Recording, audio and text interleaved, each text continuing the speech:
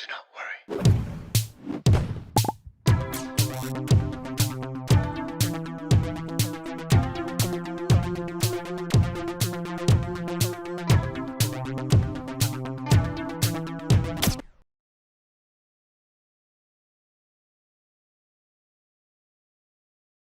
Hello everybody, welcome to a brand new Do Not Worry stream. I'm your host Anthony, coming to you live from the heart of Lebanon in the 09.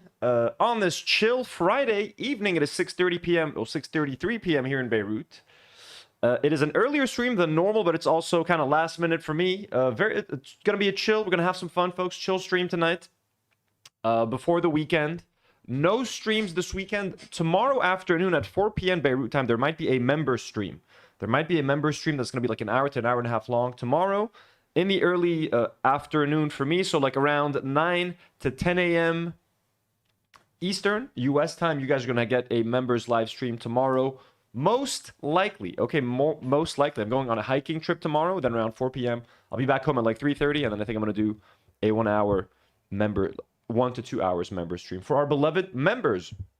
Welcome, everyone. Welcome. Today we're talking Nicholas Eat DeOrio. Is he defending Idubbbz? Is everybody turning on H3 and their excessive, frivolous lawsuits basically designed to just silence his critics and silence people that he doesn't like? People that have collaborated with Hasan Piker basically are all on Ethan's hit list. So what's going to be happening with that? I just wanted to kind of react to some of the online reaction to that. We've already, we watched it as it was announced, kind of once H3 was streaming, that they were going to sue, that they were looking to sue Idubbbz. Big Al Cake Mix. No, I'm leaving. No.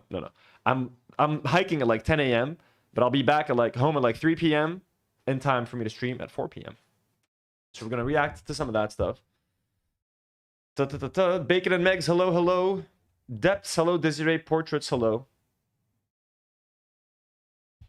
Yeah, Ethan is insane. So we reacted to the Idubbbz lawsuit live as it was happening. So kind of want to see some of the fallout from that. Honestly, I feel like I could rewatch the whole thing and re-comment on it. You know, so much of it, so much happened. Let us quickly, before we get into that, let me just take a second to thank some of our lovely members, folks. As you guys can see up here, we have a goal of 1,000 members by September 26th, which is my birthday. I'm trying to get 1,000 members. Can we do it? We're going to try. Big thank you and shout out to Cedar Down Under, who gifted 50 memberships yesterday. So hopefully once we do that members live stream tomorrow, y'all will be here for a good time. Let me thank some of our other lovely channel members who make sure that the lights can stay on here at Do Not Worry HQ. Members such as Mr. Sat Navatron, who's been a member for 1 month. Thank you. Presley Peggy, who's been a member for 6 months. Thank you so much. Joe Malouf 494. Is that Joe Malouf? The Joe Malouf? Like from TV? If it is, thank you, Joe Malouf. Thank you so much. Marina just gifted 1 Do Not Worry membership, folks. Let's go. Thank you so much, Marina. That's so kind. And it just went over to Paige Harms, 1991. Congratulations. Polish pressure, absolutely. I come from a land down under. See the down under. Our friend, Baby Yaga, X9000. Thank you so much. Edda Porzio, YC4JE. Thank you so much. All of our lovely members. We love you. And Marina, thank you so much for gifting membership and supporting the channel. Also, Namels, thank you. And Joel Lockie. We appreciate you all. We thank you whether you've been a member for 1 day, whether you've been a member for 14 months, whether you've been gifting memberships, whether you've been gifted your membership and have never spent a dime on supporting the channel. We thank you and appreciate you for being a member and for being part of our journey and for making sure we can keep the lights on. Members get exclusive live streams every single week. Y'all will most likely be getting one tomorrow afternoon, so stay tuned for that. We'll have a nice little fun time with that. Also, our lovely patrons are also out there helping us pay the bills. Our God-tier patron, Elliot Mujabber. Superhero patrons like Ezekiel B, Fadi Mac, Ray Adim, Hamad Mroueh. Blonde patrons like Danielle Richards, Slim, Kelly, Melissa, Elby, Mario M. Thank you so much. Abductee patrons like DG, Sunshine Simpatico, Jim D. Dukers, Burt Reynolds, Kara, Jess Polido, and Choki. We appreciate you. We love you. Thank you all so much. Haley D, what up? Thank you so much. Polish Pusher sends a super message. Says, Polish Pusher has been a member for 9 months, folks. Insane. Thank you so much, Polish Pusher. Says, congrats. Beats to thee for your final session of chemo. Oh, may you stay healthy and happy. Are they in the chat right now? Let me. Beats to the T. Beats to the T. Let's go. Beats to the T. Holy shit, folks! Beat to the T. Has just completed their final session of chemo. Holy hell, that's so fucking awesome. Beat to the T. We salute you. May you remain in good health. That is some awesome fucking good news. Thank you so much. Marina, no, Jim did not pop in yesterday. I've not seen Jim on the Discord. Someone let us know what's up with Jim. Where we miss our Jim, our beloved Jim. We just hope he's okay, Jim. We just hope you're all right. We miss you. Beat to the T. What beat to the T? You're beating something, and it's called cancer. Fucking awesome. Our patrons, thank you so much to our patrons. Patrons get exclusive content such as Nour and Karine's fantasy board review. Karine was here yesterday talking to us a little bit about the book that she's currently reading called Morning Glory Milking Farm. I'm sick of looking at that picture, but I'll show it to you guys. If you've not seen it yet, okay, this is the last time I'm going to show this picture because it is so cursed. Karine she's 70% through this book. This is a minotaur, apparently. So this lady's job is milking minotaurs. That is the character's job. Milking the minotaurs. And that's what it's about. Isn't that insane? Disgusting. So they're going to be reviewing that and reading it on for patrons exclusively. It's going to be lovely. So if you guys want to support us there, we appreciate you. We love you. And thank you so much. And as always, you don't have to be a member or a patron to support the channel, folks, okay? It is more than enough for you guys to simply like the video, like the stream if you're watching live, hop into the live chat, say hello in the live chat. If you're watching the replay, leave a comment, say hello to everybody. And we appreciate you very, very much. Also, if AC is watching the video, AC, we hope you're doing okay. And, you know, no harm meant yesterday. Streams go long. Unexpected things, unexpected topics get brought up on streams. And, you know, I can always be chiller about the live chat. All right, everybody, we are done with these little niceties. I just wanted to mention one more thing to you guys. Tino's Playroom. If you guys would like to subscribe to Tino's Playroom, folks, that is our chill second channel where we do just video games and we build Lego. Let me share that in the live chat.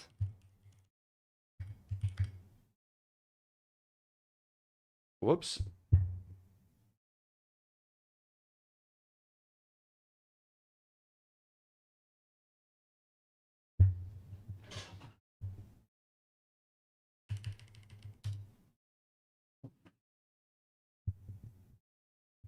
Okay, what up? My internet just completely dipped. Seems like it's back. Okay.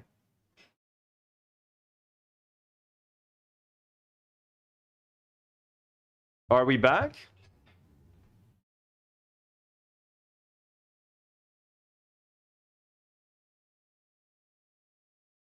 Okay, I think I'm back. Are we back? I think we're back. Noise.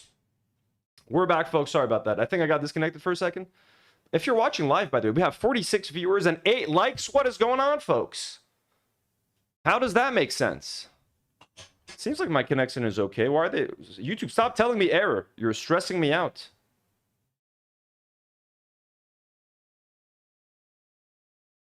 Am I still... Is the connection okay? Can you guys see me and hear me? Okay, how can I remove this message? Is the stream working, guys? Seems like it's working here. Just let me know in the chat. Seems like it is. Okay. Tino's Playroom, folks. We are playing video games. We're building Lego sets. Just yesterday, I did a members stream for our beloved members on Tino's Playroom, our Tino's friends, we call them. And I built these two cute little sets on stream. This is a Mandalorian with a little baby Yoda, little Grogu. I built this on stream for members, and I built this little Plo Koon Starfighter Microfighter, folks. Look at this. Built both of these little sets on stream. We had a lot of fun building them, talking Star Wars, nerding out. So if you guys want to support, if you guys like Lego, you like video games, also next week, Elliot is coming back for our grand return to Dark Souls 2, also on Tino's Playroom. So Y'all like video games. Y'all like some Dark Souls. You like Lego. You like Lego reactions. You like Lego reviews. I was supposed to film like 4 Lego reviews today. Did not have time. I went to the gym. Guys, I'm old. I'm getting old. I went to the gym. Was too dead when I came back home. Was unable to fucking do anything. Okay, folks. Let us get out of here and let us get to the real work. We talked about Christopher Nolan yesterday and the Odyssey being cast. People were freaking out over Elliot Page being cast as apparently Achilles. It wasn't confirmed. People just ran with it. Okay. Apparently, just a quick clarification. This story has been now kind of going online.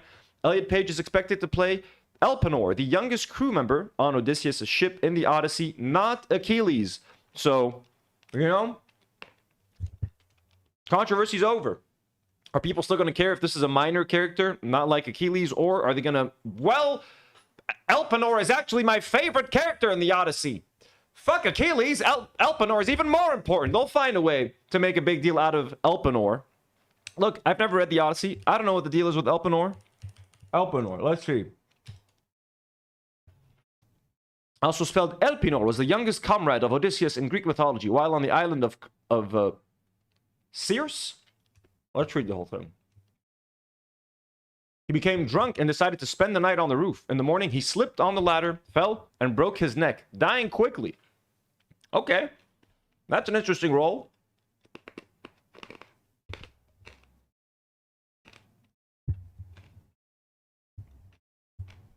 Sugar735, hello, hello. So, I mean, hey, I'm sure Ben Shapiro and Nerdrotic and all these fucking weirdos and Matt Walsh will find a reason to be upset about this. This is insulting to Greek mythology. Elpenor, everyone's favorite character, played by a trans man. We reacted to a lot of that shit yesterday. We don't need to watch them again. But yeah, just wanted to give you guys a quick update. Now, moving on to the main title, I guess. New York Times article details brutal rape of Palestinians. Israel calls it blood libel, and we just found out that the Israeli government plans on suing the New York Times. Now, obviously, this isn't the first time we hear about this. We've been covering the genocide for the past, God, like over 2 years now. We have given multiple examples of Israeli guards using dogs to rape Palestinian prisoners, all sorts of tools. The article is kind of going to detail a few more things, but this has apparently now been, the New York Times talking about it has been deemed too much. Now that the New York Times has talked about it, it's blood libel. That's it. Lawsuits are coming out. Now that a mainstream, outlet has revealed this. But this is from Middle East Eye. New York Times article details brutal rape of Palestinians. Israel calls it blood libel. Columnist Nicholas Kristof recounted harrowing torture described to him on a trip to the occupied West Bank. KOJ Odyssey says Odyssey was one of my favorite assigned reads in middle school or wherever it was. Well, what did you feel of Elpenor? Was Elpenor your favorite character, KOJ? Okay, by the way, trigger warning. Mounted by dogs, penetrated by carrots, and rectums torn by batons. These are just some of the harrowing testimonies of the rape of Palestinians by Israeli soldiers, detailed by New York Times columnist Nicholas Kristof in a landmark piece published on Monday. Do we have access to that, or do we have to pay for the New York Times? No? Oh, yeah.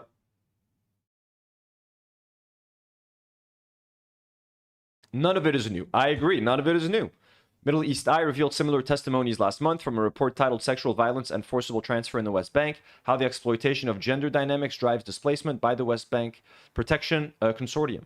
The group documented at least 16 cases involving sexual crimes perpetrated by Israeli settlers and soldiers. And in March, Francesca Albanese, the United Nations Specialist Rapporteur on the situation of human rights in the Palestinian territories, said in her report to the UN Human Rights Council that the Israeli prison system has degenerated into a laboratory of calculated cruelty, with acts that include rape of Palestinians with bottles, metal rods, and knives. Holy fuck. But for a corporate media giant like the New York Times, which has often overlooked and doubted Palestinian narratives, such storytelling is novel, and the Israeli government immediately slammed the decision to run it. Today, the New York Times chose to publish one of the worst blood libels ever to appear in modern press, the Israeli Foreign Ministry wrote on X. in an unfathomable inversion of reality and through an endless stream of baseless lies, propagandist Nicholas Christophe turns the victim into the accused, Israel, whose citizens are the victims of the most horrific sexual crimes committed by Hamas on October 7, and whose hostages were later subjected to further sexual abuse, is portrayed as the guilty party. Christophe, in fact, mentions accusations of rape by Hamas during the 7 October 2023 attacks on southern Israel right at the top of the piece. The organization that, of course, they have to, you know what I mean? They have to keep their New York Times credentials. You got to mention the Hamas rapes, of course. Did they throw in a couple of beheaded babies in there? The organization that altered the global media to those testimonies ended up withdrawing them, casting doubt on allegations of sexual crimes during the 6-hour breach of the fence that day. This publication is no coincidence. It is part of a false and well-orchestrated anti-Israel campaign aimed at placing Israel on the UN Secretary General's blacklist, the Israeli Foreign Ministry said. KOJ says, pull Elpenor. The latter got him. David Schuster, a former personality on Israeli news channel I-24, suggested on his X account that the New York Times is having discussions to take down the Christophe piece because it's problematic, but on Tuesday, the public relations arm of the paper refuted the claim. There is no truth to this at all, the New York Times statement said. Nicholas Christophe is a two-time Pulitzer Prize-winning journalist who has reported on sexual violence for decades and is widely regarded as one of the world's best on-the-ground reporters documenting and bearing witness to sexual abuse. The Israeli government, they're so fucking stupid. Now they're just going to bring more attention to this. And if they actually, like, take him to court, isn't he going to have to, like, they're going to bring out evidence and he's going to have to show whatever evidence that he used to write that article. It's going to be all out in the open in a fucking court of law. Like, is that what the Israelis really fucking want? Like, have they even thought this through? Or are they just doing the Ethan Klein thing? Like, we just need to silence our critics. Quick, sue him. That's, you know, it's a spiritually Israeli. So we don't need to read more of this. You guys know what this is going to say. You guys know why the Israeli government would obviously be angry about it. But what we can do, folks, is roll around in the proverbial mud a little bit and watch Anna Kasparian yell at some Zionists over this article and defend the Palestinians and shit on Israelis for a while. So let's see. Introduction and monologue. We don't need to do that. Anna Kasparian on sexual. Let's just see what Piers and the crew had to say. The Jerry Springer of news is the bringer of rain, Piers Morgan. Not capable of making mistakes, but so far he has doubled and trebled down on all criticism, stood by his reporting completely, and so the New York Times. So there's a lot of stuff going on. I'm just going to go grab my water bottle, folks. I'll be right back.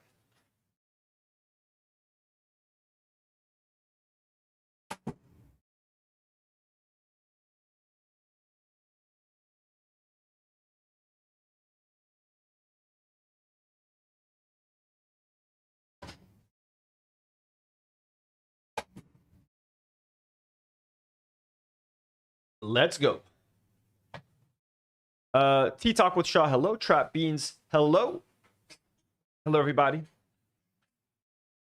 Noise, a lot of anger, a lot of rage, a lot of discrediting. Where do you sit in totality with both of these reports?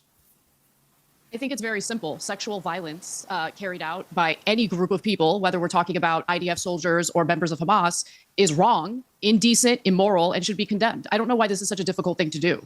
This shouldn't be considered a one-sided thing, okay? Sexual violence is often used during war. Now, in the case of Hamas, I think the argument is whether or not Hamas used rape specifically as a tool of war, and it was a widespread act.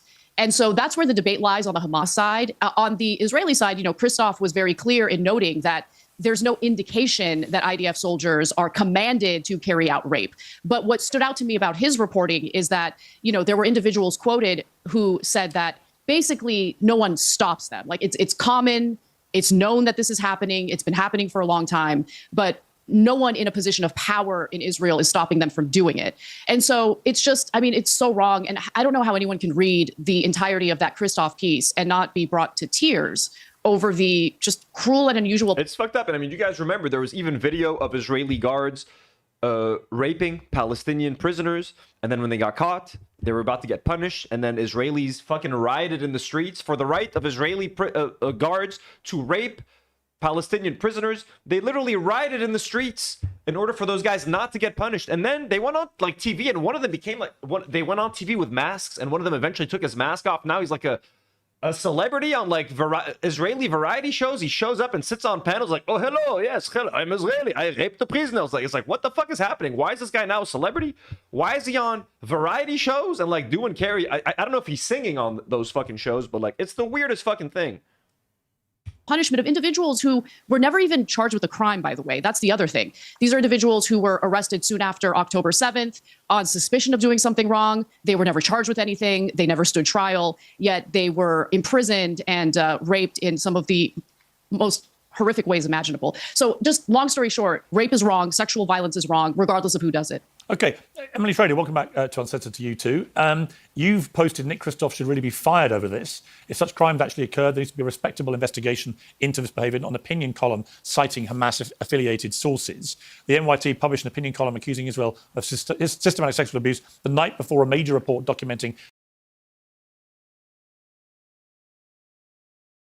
Hamas October 7th sexual atrocities was released. Not an investigation, but an opinion piece built heavily on claims from Euromed Monitor, whose leadership has documented ties to Hamas networks. If abuse is happening, it should be investigated, but regurgitating absurd claims such as that Israel trained dogs to rape Palestinians does not help victims of sexual violence. It makes a mockery of them. Shame on the New York Times. So my first question is, I presume that you found everything in the... I don't want to speak for you, but... Marina, thank you so much for being here. Thank you so much for the gifted, Marina. Enjoy your weekend. Have a lovely weekend. I'll hopefully see you guys tomorrow at for the members live stream tomorrow afternoon. Let's go. You can clarify quickly. Did you find everything in the Hamas report credible and entirely accurate, and you would just take it unquestionably as fact? We have no way of knowing if every single claim that's made in the Civil Commission's report is accurate. I personally, of course, have no way of knowing that. But what we do know from the Civil Commission report is that it relies on 1,800 hours of footage. It relies on more than 10,000 photos. It relies on forensic evidence that was collected from dead bodies that were there, as well as eyewitness and survivor testimony from the hostages who returned. So there is a lot more evidence that's provided in that report, which I did read in its entirety, 289 pages. In regards to the article by Kristof, my problem with it isn't that such abuses could occur or that there aren't abuses in prisons. I believe that there most certainly are, as I think there are in most countries that have a prison system, especially one involved in a heavy conflict like we see here. I think this might be the first time on Piers Morgan I actually agree with Anna Kasparian. It doesn't matter who did it. If it's happening, it's wrong. It deserves a thorough investigation. And I don't believe that Kristof did them a service in this article. I think it actually is an insult if there are indeed victims, as he described, who have been abused in the ways that he described. There needs to be a much more impartial investigation. And furthermore, the sources that he used, I mean, the way that he didn't disclose the associations between Euromed Monitor and Hamas, between what Rami Abdu has said and stood for, what the chairman of the board, Mazen Kahel, has stated. They have both explicitly supported the actions of October 7th on social media themselves. Euromed itself has been a denier of sexual assault and rape on October 7th by Hamas. So there's a lot of complications and problems that simply were not... What is she even fucking saying? What even if someone denied rapes on October the 7th, why does that make the Israeli rapes of Palestinian prisoners okay? What is happening here? Disclosed in this piece. But what is interesting, Emily, Emily, here's what I would say. What is interesting to me is your mindset about these two reports, because on the first one, you conceded immediately that you don't know for sure if it's all accurate. And yet you're not calling for anyone to be fired. You're not throwing rocks at the quality of the reporting. You're just accepting you don't know it's all true. Yeah, Evelyn says, what? Did she just say raping prisoners is normal and everyone does it? Yeah, she's like, well, prisoners get raped in every country. So, I mean, hey, shit happens, which is kind of an insane statement to make. And which is, to be fair, probably true. In most, like... I think there's a lot of like European countries that have like those very nice prisons that are like pretty, you know, where it's just like more like rehab centers. I don't think it happens there, but like prison systems like the U.S. prison system, which is super fucked. Like I can only imagine I mean, I've only seen it in movies, but like, you know, it sounds pretty fucked up. But you 100% support it and endorse it. Whereas with the Kristof report, and again, to remind viewers, this is not just any old journalist. He's one of the most experienced and highly awarded journalists in America. He's won 2 Pulitzer Prizes. He didn't lob this up as a piece of opinion. As he says himself, he defended... Sure, but the sources he relies on, the sources he relies on are very different than 1,800 hours of raw footage and photos from actual dead bodies. Okay, but he, as he says, I deeply believe the best opinion journalist... Like she always brings it back to October the 7th. Like, oh, like I get it. Listen, whatever you want to say about October the 7th, and I'm sure there was sexual violence committed by some people, and either from Hamas or from... it happens in almost, again, just like she's saying, it happens in every prison. It doesn't make it okay, but like... There's always going to be rogue agents in whatever army that commit some kind of sexual violence. Could there have been? Could there have been sexual violence committed on October the 7th by Hamas on a couple of occasions? Absolutely. Doesn't make it right. It doesn't mean it was systematic rape like the Israelis try to make it sound. It was systematic. They were going, it was part of the charter. They need to rape everyone. It's like, shut the fuck up. Okay? It's not about that. But it's like, we're talking about Palestinian prisoners being raped today, being raped yesterday, going to be raped tomorrow. She still goes back. But October the 7th, that was 2 years ago, lady. That was 2 years ago. We're not talking about October the 7th rapes. We're talking about rapes happening right now in prisons, in Israeli prisons with Palestinian detainees. Why do you keep taking it back? But October the 7th, it's like, shut the fuck up. We're not talking about October the 7th right now, are we? Is based on new reporting. So my columns are rooted in travel and reporting. In this case, I saw a story and pursued it. And because I'm a columnist, it ran in the opinion section. What was intriguing to me, and maybe you can shed some light on this, but within minutes, there was this bombardment of people on social media, high profile, Bill Ackman and others piling in to Christoph, denouncing it all as just complete nonsense, fantasy, blood libel, and so on. How could they possibly have known? In the same way that you were open and honest enough to say you don't know if everything in the Hamas report is actually correct, why did you not collectively apply the same view to what Nick Christoph did, given his background as an award-winning journalist? Because the Civil Commission was based on evidence. It wasn't compiled by a journalist and it wasn't published in an opinion section. In fact, I would probably have been more likely to believe some of the claims that were made by Christoph if it had been done as a news article. And frankly, I think the New York Times has the resources, they have the time, they have the ability to conduct a thorough investigation about this, and they didn't. And I think that actually does a disservice to any of victims who actually have. What, like, was it done as an opinion piece and not an official article? Is that so now it is completely discredited in her opinion? Suffered from sexual harassment or abuse in captivity or otherwise. It's a huge problem journalistically. You see Anna getting wound up, getting ready to unleash. That said, I'm not denying that it something though. could Okay, have but occurred, but what? look, We don't really know. I mean, when you're using sources that are praising Hamas that have affiliations with Hamas, Okay, this is incredible. We all witnessed an IDF gang rape of a Palestinian hostage in one of these. You didn't witness that, Anna, because that's not what the footage shows, and that actually has been investigated in the courts. I watched the video myself. You interrupted me, as a matter of fact, and what you saw is not what you think you saw. This has already been debunked. The victim, by the way, I just... Wait, what the fuck? Are you... Lady, are you talking about the video that everybody saw? Don't make me pull it up. Look, we don't want to fucking sit here and watch this now. What the fuck are you talking about? Let me pull it up for myself.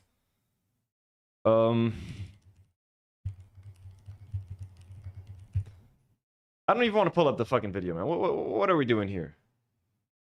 I can't even pull it up on... Like, we can't even watch this. What are you doing?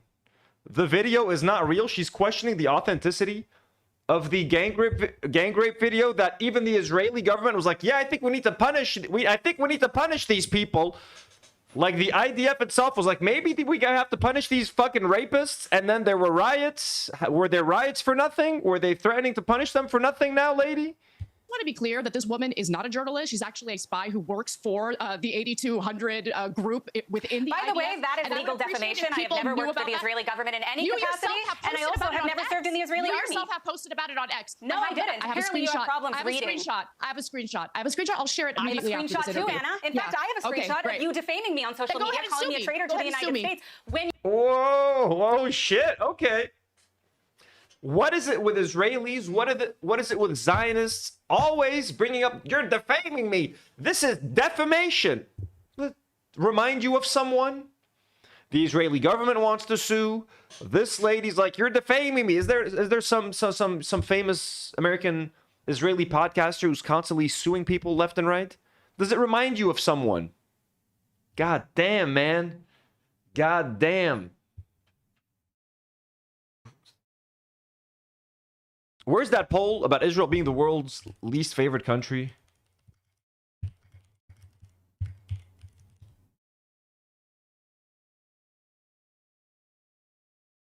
Global survey. Let's watch a report about that in a second. I think that would be fucking fun. You have no such evidence. You are a traitor. So maybe stick to the actual conversation here, which is not about my background. All right, can we not talk over each other? All right, don't talk. If you talk over each other, if you talk over each other, no one can hear. And let's not get into the tit for tat on who's suing who about what. Let's stick to the story itself. Can I finish my? It's dude. Anna never disappoints on Piers Morgan. I know she disappoints us in life sometimes, and etc. We know. We don't need to go back over it. But on Piers Morgan, you know when you're booking Anna Kasparian, you're getting a fire panel. Shit's going off. Shit's popping off. No exception. Every time Anna is on, it is always entertaining, dude. She gives Piers Morgan his money's worth. Whatever the rate is, if they're paying people to show up as guests, or if it's just like, hey, you get some exposure, you get to be on Piers Morgan, you get some credibility. I don't know if they're out there paying guests. I don't think they're paying them. If I were to guess, they were just, hey, you're going to get a lot of exposure. You're going to be on Piers Morgan, etc. It's a boost to their online profile or whatever. When you book Anna Kasparian and Cenk Uygur, bro, they fucking lose their minds every time. It is so entertaining to watch. Goddamn. Point you're making is what? The point I'm making is there was a group of IDF soldiers who were caught on surveillance footage. This is a video I watched. This is a video that many people have seen themselves. The gang rape happens, okay? The Palestinian man who suffered that sexual abuse had internal injuries that were so bad that he had to be in the hospital for weeks upon weeks, okay? They used objects to rape him anally. I mean, it was one of the most horrific. Goddamn, yeah, that shit's fucked up, dude. That is fucked up, man. I gotta change my chat to live chat. Yeah, dried coconut. I was typing it in. I'm like, why am I? God, like my search is so fucking cursed. Just writing that in. Things I've ever witnessed myself. And you know what happened, Piers, after there was some indication that maybe, just maybe, these IDF soldiers would suffer some punishment for what they did? There were protests in Israel. There was rage. Yep, that we just talked about that. Dombo says, I believe both Hasan and Emma said Piers doesn't pay for them to come on. Okay, so that makes sense. I wouldn't imagine they would pay. I didn't feel like they would pay, and especially like they would not have the budget to pay for like Hasan to be on their show. And if they have like that 4 or 5 panelists a day, that would get expensive. So yeah, that makes sense. Thank you, Dom. Over the notion that they would ever suffer any consequences for what they did. And later they were made to be television stars. They were brought on interview shows, celebrated. There is a sickness in the society right now that needs to be addressed. If you see anyone being raped like that and you think the rapist should be let off with not even a slap on the wrist, there is something wrong with that society. Okay, let me bring in some of the other guests. So, Shael Ben Ephraim, welcome to you to Uncensored. You're a former IDF soldier and whistleblower. I believe you... Oh, okay. He said IDF soldier. I'm like, oh, you motherfucker. But then he said whistleblower. I was like, all right, respect. And again, just goes to show we have room in our hearts for forgiveness. We accept people that grow. When if Ela always felt like, well, I was in the IDF, they'll always hate me. They call me Raider of Ramallah. It's like, listen, lady, you've never once said you regret anything you fucking done. You've never once expressed any sadness or reflected negatively on your time in the IDF. It's always like, it was great. It was kind of boring at times. It was, but like, you know, never. Let's go, female pilots. Always finding a way to defend Israel. You've got a really good guy. She's, you know what I mean? Look at this guy. He's earned my respect. Am I gonna fully forgive him for like slaughtering Palestinians? Of course not. But already, I respect this man. I would sit down and have a beer with this ex-IDF soldier who is now a whistleblower and who now stands for the rights of Palestinians. This man earns my respect. You spoke to Nick Kristof. Because I understand also being fucking brainwashed, and I understand that Ela was born brainwashed. Like, there's nothing she could have done about it. She was born into a family. They're like, hey, this is what it is. These people are trying to kill you. You need to do this to survive. I understand that it's hard to break out of that mold, and it takes a while, and it takes a lot of getting used to and deprogramming. And of course, it's not supposed to be like this, but they had time. They've had 2 fucking years. And instead of trying to do the work to change and evolve and grow and reflect, they're digging their heels in the sand and fucking suing everybody. That's what that's been like. Part of the reporting he did for his piece. So, give me your view of what he published. Yeah, so I think it's important to move away from this attempt to compare what Nick Kristof did to this commission, right? Nick Kristof is working in an environment we can't investigate properly because the authorities aren't letting him. So he's doing the best he can as a journalist in order to force the authorities to investigate it. That's the whole point here.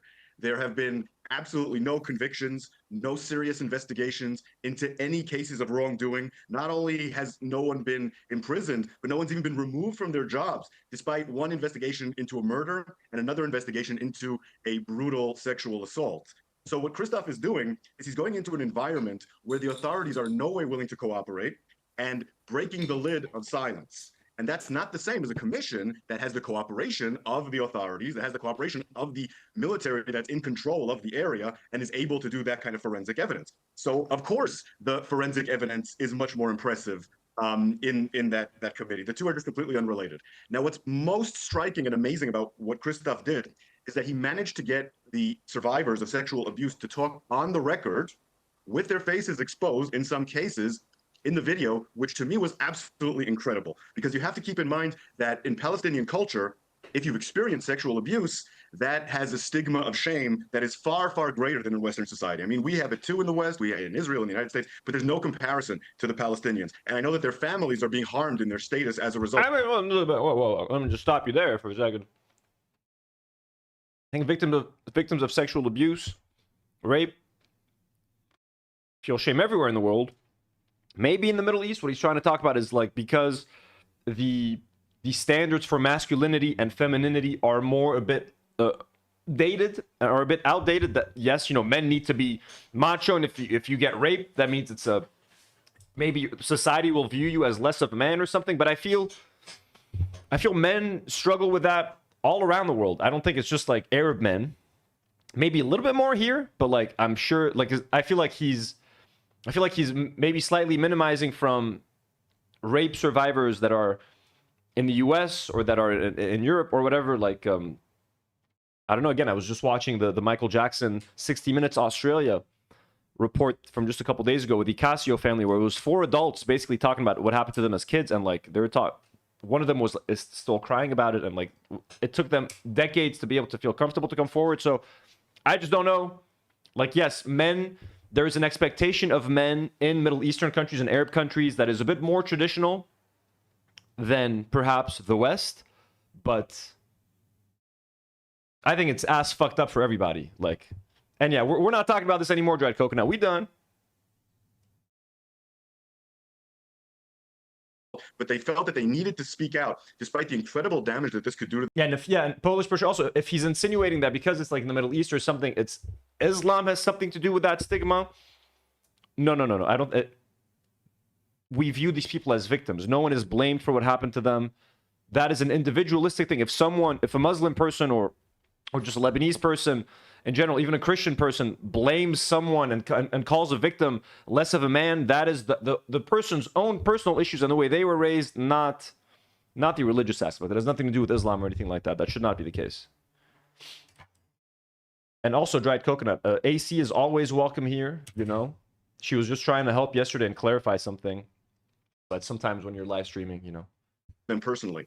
And the fact that Nick managed to get that done is an absolutely incredible piece of now, specifically, Shai, the most contentious allegation that's in Nick Kristoff's report is this suggestion that Israeli guards used dogs to rape Palestinian prisoners. Now, you, I believe, can corroborate that from your own personal work. So tell me about that side of it.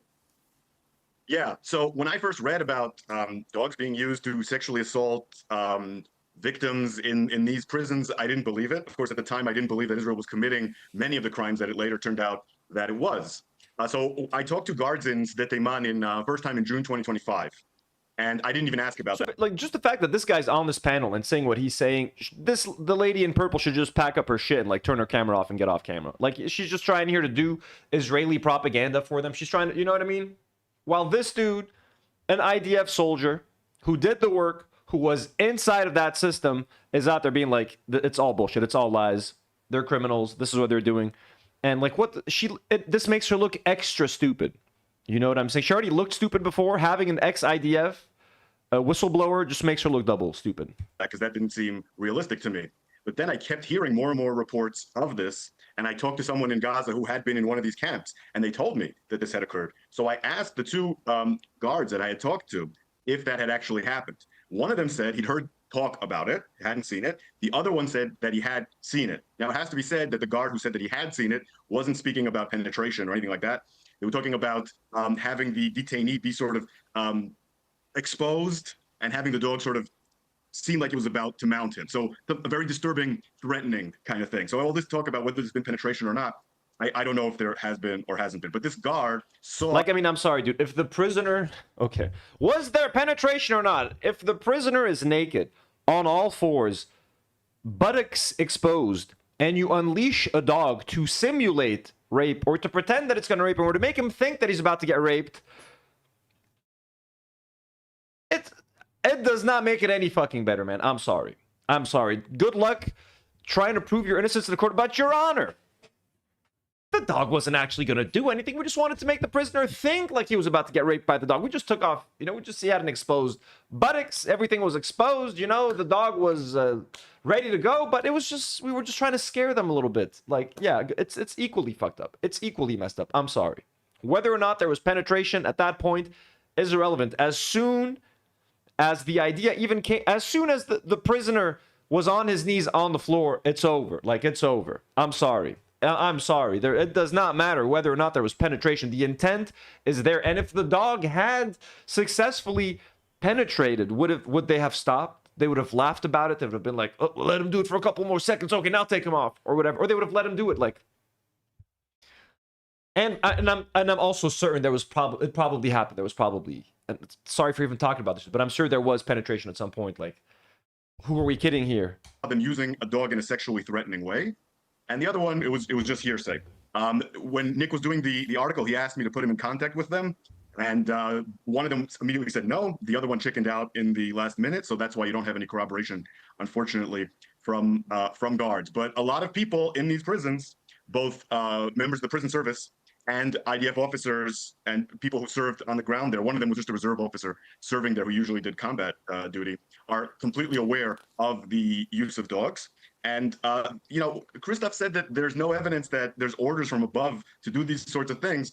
But honestly, I would be shocked if they weren't getting orders from their immediate superiors. I don't think any of this is coming from Netanyahu, but I'd be shocked if it wasn't coming from their immediate superiors. All right, let me bring in. Okay, let me bring in our two other guests now. Rob O'Neill, welcome back to you. Always great to have you on Uncensored. You know, I've got a long memory. I remember in the Iraq War in 2003, the Abu Ghraib scandal, where a lot of Iraqi civilians were being abused Shout out Grant Plattner. by American forces in that case, and it turned out quite a few rogue elements of the British armed forces were doing similar things, and some of them got court-martialed. I was personally involved. I lost my job over it for pictures which were alleged to have been faked, but actually, interestingly, regardless of the veracity of the pictures, the reports that we published alongside them were never denied. So clearly, there has been a history of rogue elements of armed forces, both in the US and other countries, including mine, and guards in prisons, we read about this a lot, abusing detainees in some capacity. So when you've seen these two reports, and let's take the New York Times report first, Rob, what is your view about this? Because a lot of people are like, no, none of this happened. Others are like, I believe every word of it. Where do you sit with it? Well, like anything else, Piers, and thanks for having me. Like anything else, The truth lies somewhere in the middle, Piers. You know, and it's not all black and white. There's a lot of gray in there, Piers. the extremes on each side. It didn't happen or everything happened, and somewhere is the truth in the middle. You're going to see with prisoners and guards, there's always going to be. There was a famous test. I should have researched that. What do you mean the truth is somewhere in the middle when the accusation is Israeli guards rape Palestinians? Like, in the middle is like maybe what? There's no carrots involved, but there were dogs and there were batons. Like, once you agree that Israelis rape Palestinian prisoners systematically over and over again, there is no middle. There is innocent and there is guilty. The truth, as soon as one rape happens, you know what I'm saying, my guy? You know what I'm saying? And it's not one rape, it's multiple rapes. And one of them is on camera. And then there were riots to defend them. So it's not, well, you know, it's a little bit of both, Piers. There's a little bit of innocence. The Israelis they're kind of guilty, but they're kind of not. How are they not guilty? What are we doing here? I didn't know I'd be talking about this, but there were students that were volunteered to be guards, volunteered to be prisoners, and it turned into debauchery after like 12 hours. This happens all the time. I remember when I was in high school, with the first time, when Saddam invaded Kuwait, and there were stories of mass rape and all this stuff that turned out to be true or untrue or whatever. It's always happened. I mean, I'm not saying it's always happened. There's always stories of this. Now we're at a place where, well, yeah, I saw a video of it. Well, there's deep fakes everywhere. Everything you hear, most of it's not true. Everyone's got an agenda. They're all doing stuff. I mean, I was happy at first. Oh, nice. Deep fakes. Cool. Well, you know, Piers, now you can't believe anything you hear. So it's all fake. It's all deep fakes. You can't trust anything. So you're trying to cast doubt over this whole fucking report? What's your agenda? I wonder. Look at that. Is that an American flag in the back? Is that an American Marines bag? What is this guy? Ex-Marine or something? First, Emily and Anna were on. We all agreed rape is bad. I'm like, wow, this is going to be a great Wednesday. We all agree rape is bad. Then you get the human element involved, and you don't know what's happening. You don't know what's true. I mean, okay, we saw it on TV. I saw a tape. Yeah. Well, I also saw weird footage. I wasn't there when they landed on the moon, but somehow it panned up as the thing took off. I saw it on TV. It must be true. The Exorcist, the movie, scared the shit out of me because I saw it on TV. It must be true. Got to take a wrap off and realize not everything's true, and everyone does have an agenda. In a way, Rob, I think everything you. Of course, the lady in purple found that joke hilarious. Oh, The Exorcist, hilarious. Saw it on TV. It must be true. Got to take a wrap. Oh, these two need to link up. These two got to link up, man. We got to link these two up together.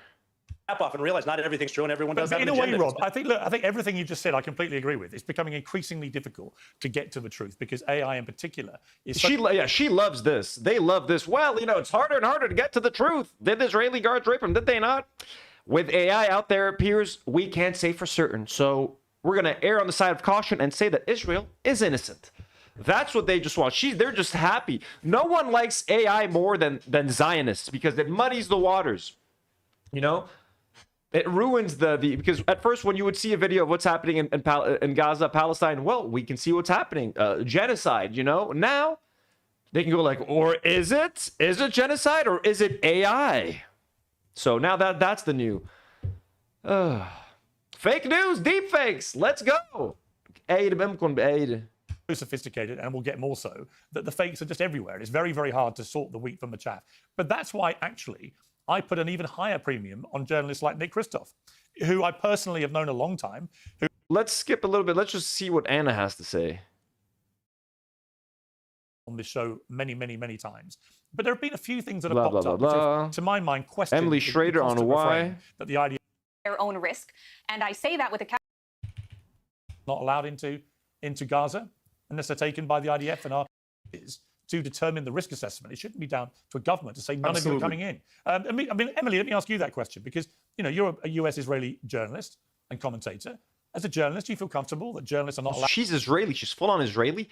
Like, what do you mean? She's Israeli. She sounds like she's from Michigan, man. What do you mean? You're an Israeli journalist? Is she? Is she? Like, but Anthony, you sound American. You're in Lebanon is a real country. Okay, shut the fuck up. Out into Gaza unless they're taken by the IDF and are perceived to be friendly? Yeah, I mean, I think we're on the same page. We have been for some time. Even while there was no ceasefire, I argued that international media should be allowed in at their own risk. And I say that with the caveat that I know why the army doesn't want. And it's not because of hiding something or not hiding something. The equation here is that they consider the risk to be too high, too much operational activity occurring within a very small area. It's not unheard of for certain zones. Shut the fuck up, you piece of shit. We know that any media outlet that goes into Gaza, obviously accompanied by the IDF because they're not allowed to go in there otherwise, has to then turn in their footage to the IDF for approval. And then only what the IDF approves can be shown on whether it's CNN or whatever network it is that shook hands with the IDF. So no, it's not to protect them. It is literally to stop them from filming what's going on and to then censor what is happening. What a fucking dumbass liar. Come on. Fuck you. To be off limits for journalists. We see it in Ukraine with zones that journalists can't enter. That being said, I agree with you. I think that should be up to the journalist to assume that risk, and that's who should be making the ultimate decision. I just want to add one more comment about what you the faces that Anna's making are just killing me, dude. Mentioned with the accountability. I think that's the case in many countries, especially when it comes to war, that we don't really hear about the follow-up. This is a problem, but I do want to say, at least in some of the more recent examples, including one that you brought up, that disgusting behavior from one of the soldiers in Lebanon, mocking the statue of Jesus that was in one of the villages there. There was a response to this. He was removed from operational duty, and those who stood by doing nothing were also mocking. Lady, he smashed it with a hammer. They fucking destroyed the cross, and then they lied about the IDF replacing it. They lied and said that the Israelis replaced the cross, and it was actually the Italians. The lovely, beautiful Italians, they set us a new cross via UNICEF. What did you do? Fuck them. Suspended. In addition to that, we also had condemnation from right to left, from the very top of the government with the president and the prime minister himself, all the way to community leaders. Okay, but Emily, but my response to that would be, yes, you're right, because there was widespread condemnation all around the world, and because I think the Israeli government panicked and realized how bad it looked, particularly with Christians in America. There we go. He was mocking the cross. I think he's doing a little bit more than mocking the cross here, Emily. He's literally smashing Jesus's face in. He is smashing. We talked about this on 2 streams. Look at what they're doing. And again, they only got outraged when someone destroyed a statue. Israelis murder and slaughter women and children. Not a peep. They destroy a statue. Condemnation from the world. What is going on here? Who are their biggest paymasters and supporters. But then it begs the question, if they can respond that quickly and with such clarity and authority. Yeah, but whoever took that, dude, I mean, that picture did such bad PR for the Israelis, as if they needed more bad PR, but some guy just literally smashing a statue of Jesus. I'm not going to say it's good to have that picture because that poor statue, but like Jesus took one for the team in this one and gave us like incredible, just such a meaningful photo just to show the depravity of Israelis and the IDF. Like that Jesus statue really fucking took one for the team. But now we have like such a, I mean, just look at that picture. Just look at how much it speaks. Like, it's a statue. It's immobile.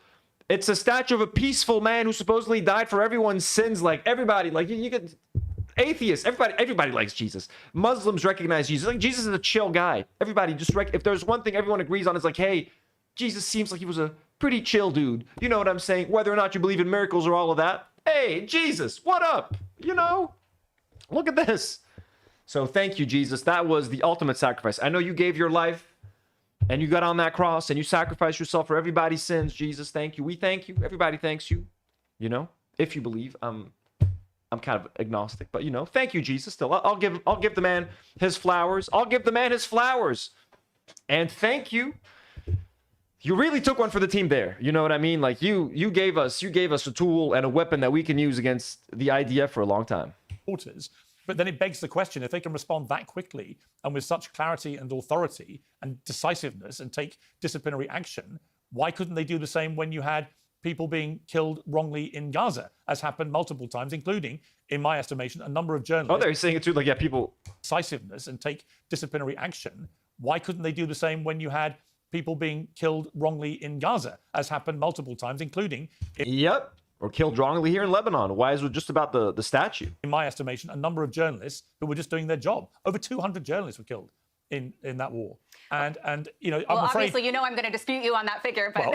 Well, no, it's not disputable. The only dispute is whether any of them... Because many of these journalists were not journalists, Piers. It's not disputed. I'm sorry, guys. The Arabic cursing is out. The Arabic cursing is out. They were Hamas military. They're using the same fucking excuse here to murder Lebanese journalists. They'll say that they're Hezbollah members or that they're reporting the position of IDF soldiers. What the fuck are journalists supposed to do? Journalists that are reporting in the war zone in the south, they see Israeli soldiers approaching and entering a certain territory. If they report on that news, they're just doing their fucking job. They're not sending intel to the enemy, motherfucker. And by the way, if it's an enemy army invading their country, they have every right to send that intel to anyone because they have every right to defend their fucking land. What gives you the right to fucking come into our countries? They're not even journalists, Piers. They're fucking heroes. They're all fucking legends. They are saints. And they're fucking heroes and martyrs. And you are just a fucking piece of shit shill that can't dress for shit. You're not a journalist. You are not a journalist. Let's go. Look, yalla Anna. Let's fucking go. Let's go. Let's go. Gaza, as happened multiple times, including, in my estimation, a number of journalists who were just doing their job. Over 200 journalists were killed in that war. And you know, well, I'm afraid... obviously, you know I'm going to dispute you on that figure, but... Well, no, it's not disputable. They're not actual journalists, Piers. The only dispute is whether any of them... Because many of these journalists were not journalists, Piers. It's not disputed. You're not a journalist. You are not a journalist. There we go. There, dude. This is what Piers is supposed to do, by the way. Piers is supposed to follow up and be like, well, actually, Emily Schrader, I'd love to correct you. They are actually journalists. You're not supposed to just let your fucking guests spew propaganda and nonsense. You're supposed to correct them. You're supposed to follow up with a follow-up question, etc. Correct, challenge them. Piers has no interest in doing that most of the time. So Anna Kasparian is stepping in. She is stepping in and doing the host's job for him.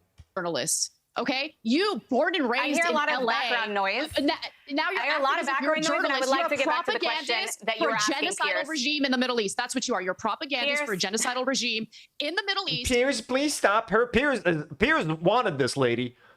Lady Piers brought Anna Kasparian on to do exactly what she is doing to you. This was all part of the plan. Piers is not going to help you. Piers right now is checked out.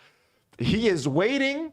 And he is watching. He's very happy. There's a big smile hiding beneath that, you know, that smug little face right now. Okay? This is all part of the plan, Emily. Piers is not going to save you. No one's going to save you right now. You just fucking shut up and sit there and take it. That is all you can do.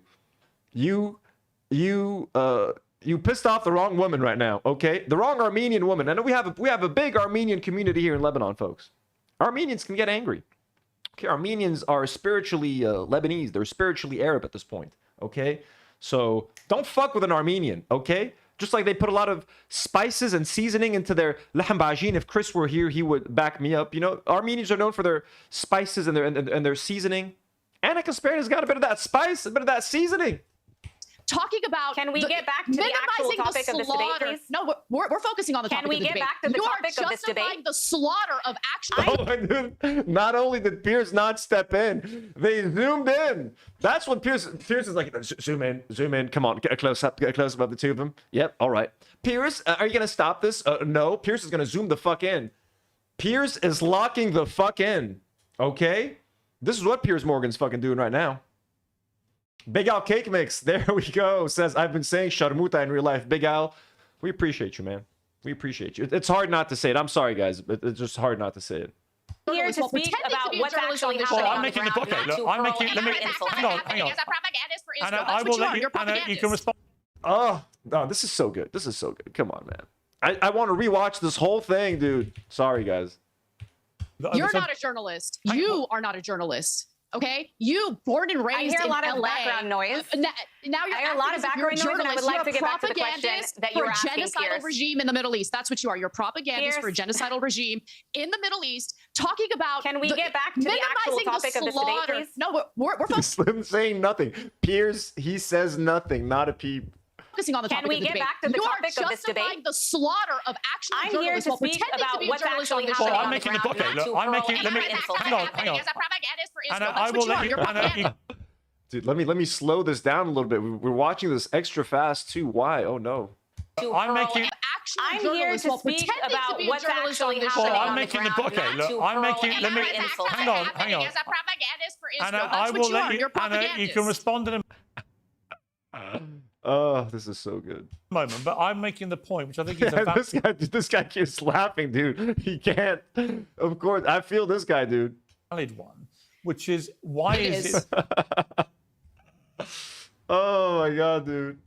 Yeah, Kamak says the men are seated. Yeah, what are they? No one. They're all scared to open their mouths, bro. Anna will kill them. They got no choice but to sit down and shut up and let Anna do her thing, dude. She is. Do not stand in her way when she's like this. Why is it the IDF and the Israeli government could respond so quickly to the desecration of a statue of Jesus, but cannot respond with anything like the same speed to the killing of journalists, many of whom were genuine journalists doing their job? All of them, Piers. Many of whom. No. Don't play into her fucking bullshit argument. All of them were real journalists. Let's not get into many of whom. Because as soon as you give them, like, oh yeah, maybe one of them was a terrorist, then that's it. You've given them carte blanche to murder every journalist that they want, which they've already done. You know, it's not like they've waited for anyone's permission. Probably Rob and Doron can answer this even better than me, but I think the most distinct and obvious difference is that one occurs in the fog of war, and it takes time to be able to determine who was where, when, what footage is there, what information is there available, versus a photo where you can clearly see who it was and what happened, and they evaluated that fairly quickly. Now, that said, I agree with you. I think there needs to be more transparency, and there also needs to be more speedy answers to a lot of these things. We're on the same page on The fog of war appears. As you know, it's very normal for over 200 journalists to get killed randomly. Israelis know who they're killing. Okay, everything is extremely precise. Even those massive non-precise kills when they murder 700 people at once, but that is precisely their goal. They are being precise because that is what they want to do. They want to murder as many people as possible. And not only do they kill these journalists, they kill their family members. They kill their wives, their children, their husbands, their nephews, their nieces, their uncles, everybody. So they're systematically going after the journalists and their families, and they threaten their friends, and they call them, and they're targeted. People like Montez. All of these people would talk about all of the phone calls they would get, all of the threats that they would get. The Lebanese journalist that got killed a few weeks ago, she was getting phone calls and text messages threatening her, telling her, "We're going to get you, we're going to get you, we're going to get you." No one believes that these are mistakes that happen in the fog of war. These are targeted assassinations. Christina Asi, friend of the show, she called in during our fundraiser for Lebanon. Photojournalist. She lost her leg. She was almost killed. She was there with Isam Abdullah when he got killed, and she survived by the skin of her teeth. So they were just standing there on a hill wearing their press vests. Very clear. These are not mistakes. These are targeted assassinations. And when the Israelis throw a bunker buster and kill 2,000 innocent people at once, that is also not them being not precise. That is them being very precise, because that is what they want to do. That is their goal. They're never not precise. Whether they kill one person with a drone or kill 1,000 people with a bunker buster. They always do what they're looking to do. I'm not disputing you at all on that front. And on the question of the 9,000 or so Palestinian prisoners in Israeli jails, why is it that so many have not had a free and fair trial yet? Good question.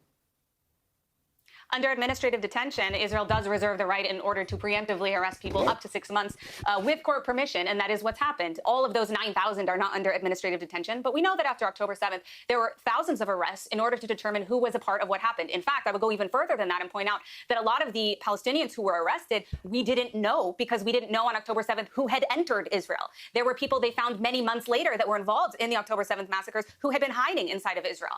So there is an over-response to what happened in order to get control of the situation. But that's okay. That's not But let me really bring unique in, to all Israel. right, let me That's bring in something we see Rob a lot O'Neill. of times Let in me war. bring in Rob O'Neill back on that one, because of course, you know, anyone who's watched the great, you know, 0-30 about your incredible raid, which is a brilliant movie. But of course, point, and Anna, I will come to you in one moment. But on that point, Emily, for example. Oh, one more. And then being released and planning things like October 7th. We need to be intelligent about how we're dealing with. I am not a supporter of this law. In principle, This is a country where law doesn't apply to Israel. A new policy going through in the Knesset to have a two-tier system of death penalty policy now. Okay, so now they're bringing up the law that recently passed that was led by Ben Gvir that now says that when a Palestinian is accused of certain crime, they can face the death penalty, while an Israeli who is accused of the same exact crime does not get the death penalty. There is a two-tier death penalty system in Israel where Jewish people do not get the death penalty, but Palestinians get the death penalty.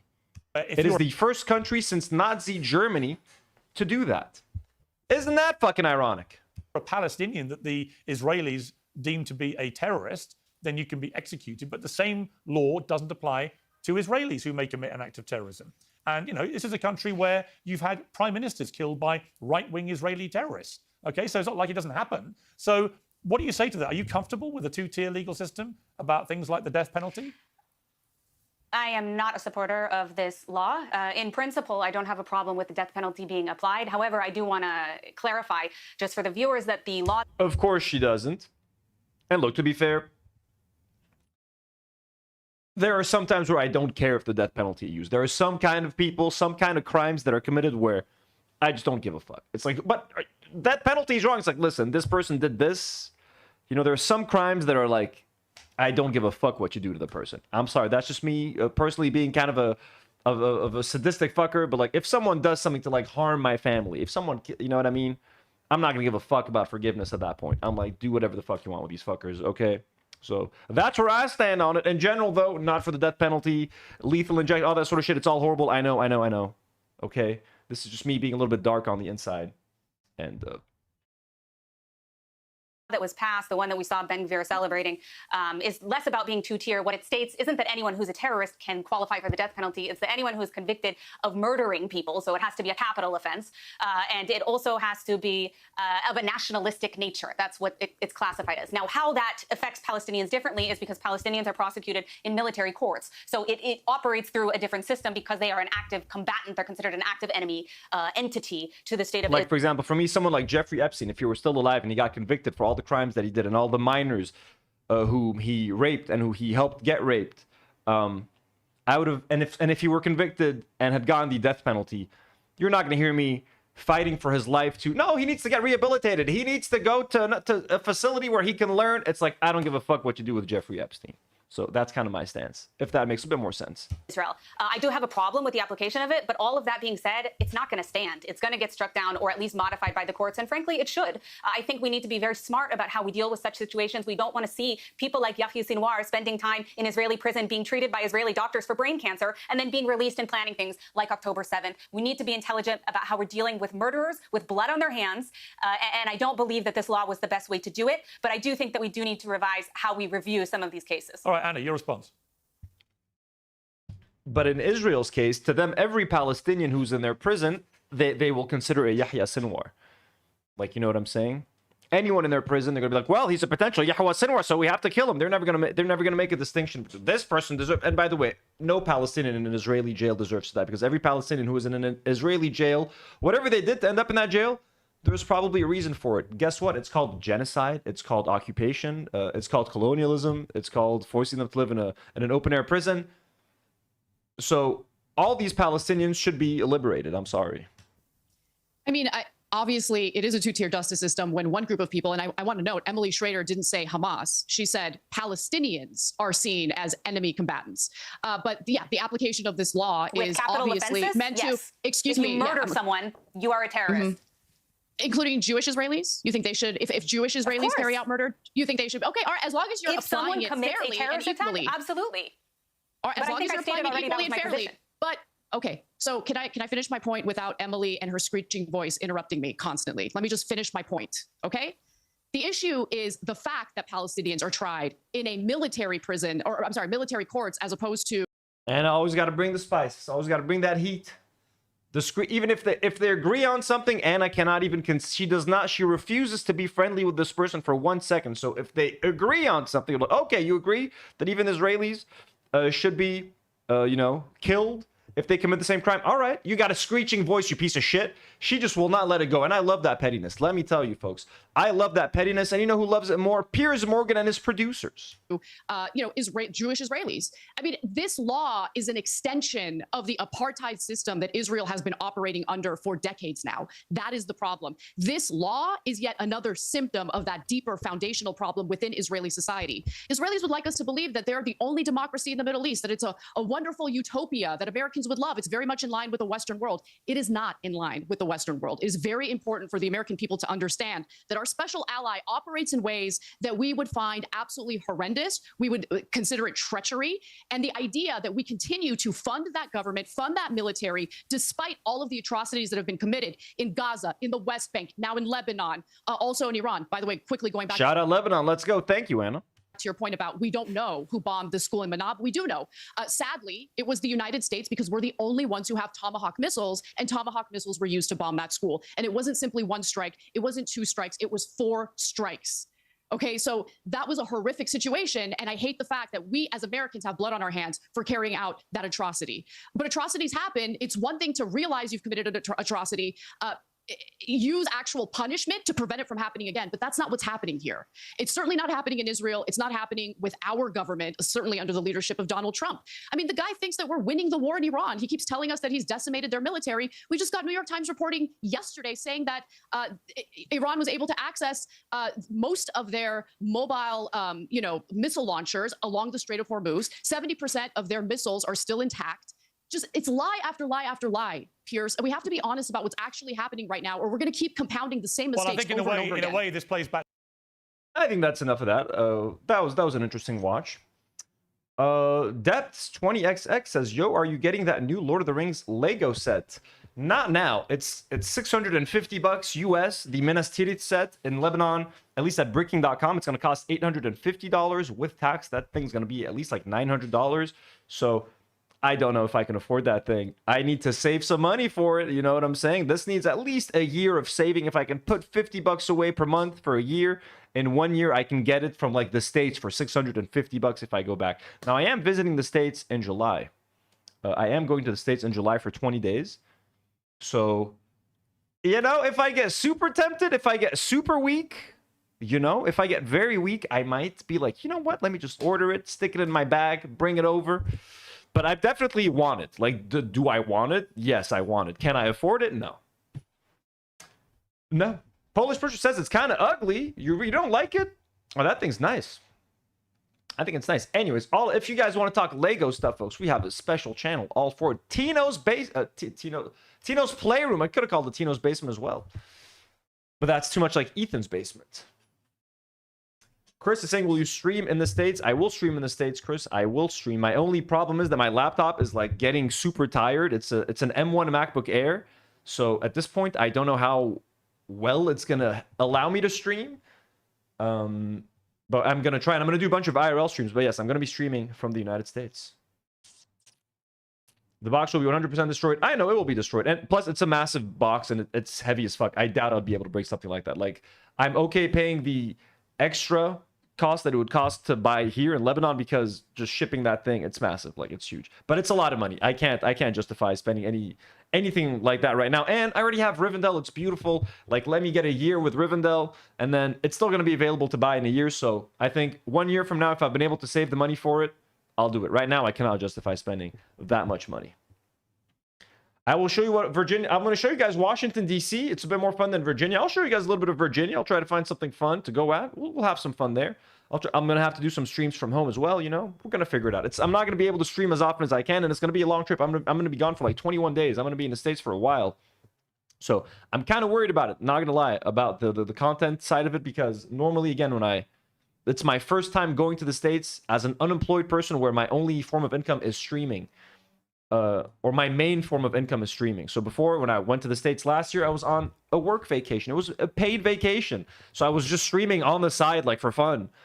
Now it's like, I'm going to have to stream. I'm going to have to find a way to make it work. But I'm kind of excited to stream from there. I just wish I could take my gear, my PC. Like, the fact that I have to do a setup in, like, my sister's room and use my laptop again, which I haven't used in a while, to stream. And it's just going to feel like a downgrade for a while, the portable setup. That's why I'm more excited to IRL stream from the States, because it's just going to be off my phone and I don't have to rely on my shitty laptop. Chris, well, I know that, Chris. Trying to be a smart ass in the chat, maybe invest in a new laptop instead of the Lego. I didn't tell you I'm going to buy the expensive Lego. I'm telling you I'm going to save money to buy Minas Tirith. I'm going to buy that in a while. In a year, okay? I'll try to buy a laptop in the States, but again, it's like $1,000, man. Everything's expensive, guys. Everything's expensive. My MacBook Air is only 5 years old. 5 years old.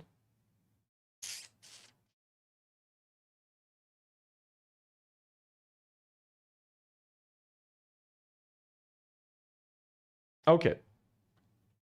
Let us...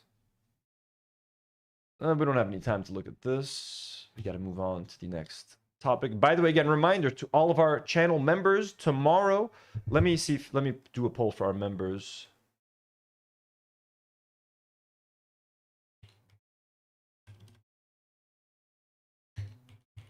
Members does a 4 p.m.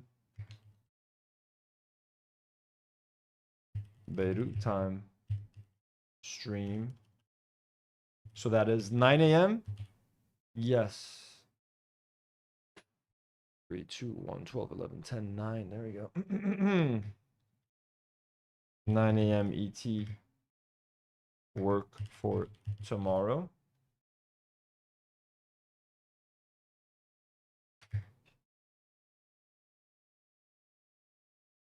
Boom. Okay. Channel members. Tomorrow I'm going to be doing an exclusive live stream. So I'm going to be streaming at 4 p.m. Lebanon time tomorrow after my hike. So if you guys are down, do it. And if you guys are interested in becoming a channel member and getting access to these live streams and, you know, some nice little perks in the chat, etc., and you'll get my adoration and appreciation forever, feel free to become a member. So members, so far 83% yes. Yeah, but I agree that Rivendell looks better than Minas Tirith. The Rivendell set looks better. Like in the pantheon of Lord of the Rings Lego sets, Rivendell is still goated. Not only from the minifigure selection, the amount of detail, the fact that it's all minifigure scale. Minas Tirith is half micro scale, half minifigure scale. Also, like the Hall of Denethor, while it's cool, I don't know if I want to spend that much money to have the Hall of Denethor.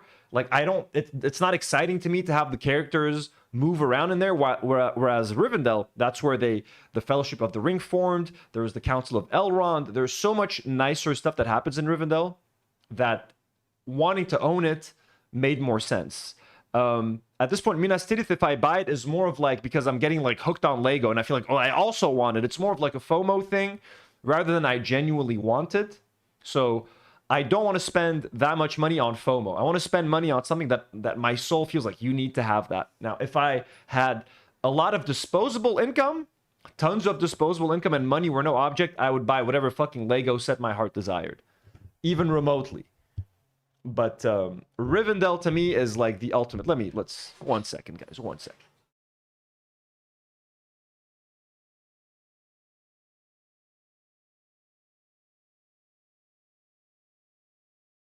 There she is.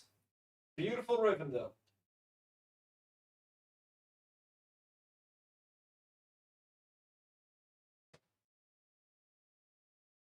Oh, sorry, my other camera is not plugged in because I was getting it ready to film some Lego video reviews, but I did not get a chance to do that. Okay. But there was our little Rivendell. Briarleaf says resist FOMO. That's the goal. I'm resisting FOMO. And every set that I'm buying, I'm really trying to buy. I'm trying to have a very curated collection of Lego. I'm only buying sets that I genuinely want to buy. Like I spent a whole lot of money on the retired Cantina, but I genuinely really, really wanted it, and I'm so happy to have it. And to me, like the Cantina, I'd rather have the Cantina than Minas Tirith. But yeah. Okay. Okay, everyone.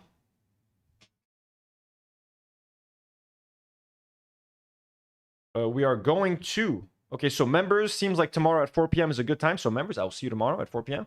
Thank you so much for supporting the channel. We love you. And appreciate you. I'll find something super interesting for us to react to tomorrow. I got you. Okay. Moving on to H3.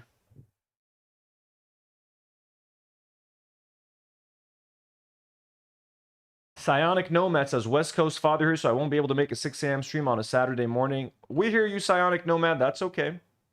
That's all right. Also, you trying to trick me, Psionic Nomad? You're not a member. So you can't make it either way. I'm kidding. I'm kidding, Psionic Nomad. We love and appreciate you. Like I said, simply like you're a subscriber. You're in here in the live chat. We love you. But this is, I'm talking about a member stream tomorrow, so it is for all the green folks in the chat. All your greens, you green bastards, you blue bastards. And Psionic Nomad, you're always welcome. I hope you get a gifted sub. I hope you get a gifted. I'm sorry you have not gotten a gifted sub yet, Psionic. Piers, fingers crossed. Let's get you. Whenever anyone gifts next time, we hope you get it. We are going to get into the Ethan quickly. Just a couple of updates on the lawsuit. I've said almost everything that there is to say about the Idubbbz and Anissa lawsuit. We reacted to it live when it was happening, them announcing it. Ethan is an obvious piece of shit for doing this. What he's doing is very clear. I just wanted to look at some of the reactions online and some unexpected reactions like Nicholas DeOrio. And here, there's a couple of little maybe moments and quotes that Ethan said during the segment that I maybe didn't pay attention to, or that I missed, or that I kind of wanted to highlight a little bit extra. So we're going to move into the H3 segment of this live stream. Starting with, apparently, this is like Ethan kind of admitting to modding their subreddit during the show. So now you know when a racist post is made on the H3 subreddit, or when someone deletes something off of the H3 subreddit, you can 100% be confident that Ethan Klein had something to do with it. He either decides that a post should not be on the subreddit, like someone criticizing him or criticizing the show, and when someone makes a racist, fucked up post about Palestine, about whatever, you know it's been approved by Ethan Klein. So let's see what he had to say. How did this happen? You need to mark it as, or just take it down. It needs to be removed. What is going on here? Trent, top post on the subreddit is this fake photo of my bald spot. Like, not funny and also fake. I think you need to mark it as.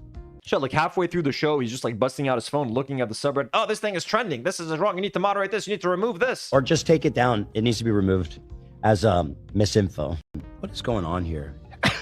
Trent, top post on the subreddit is this fake. What else? Oh, this is so weird. I saw this clip. So this was on H3 Productions, and apparently someone posted this video of like a watch party of H3.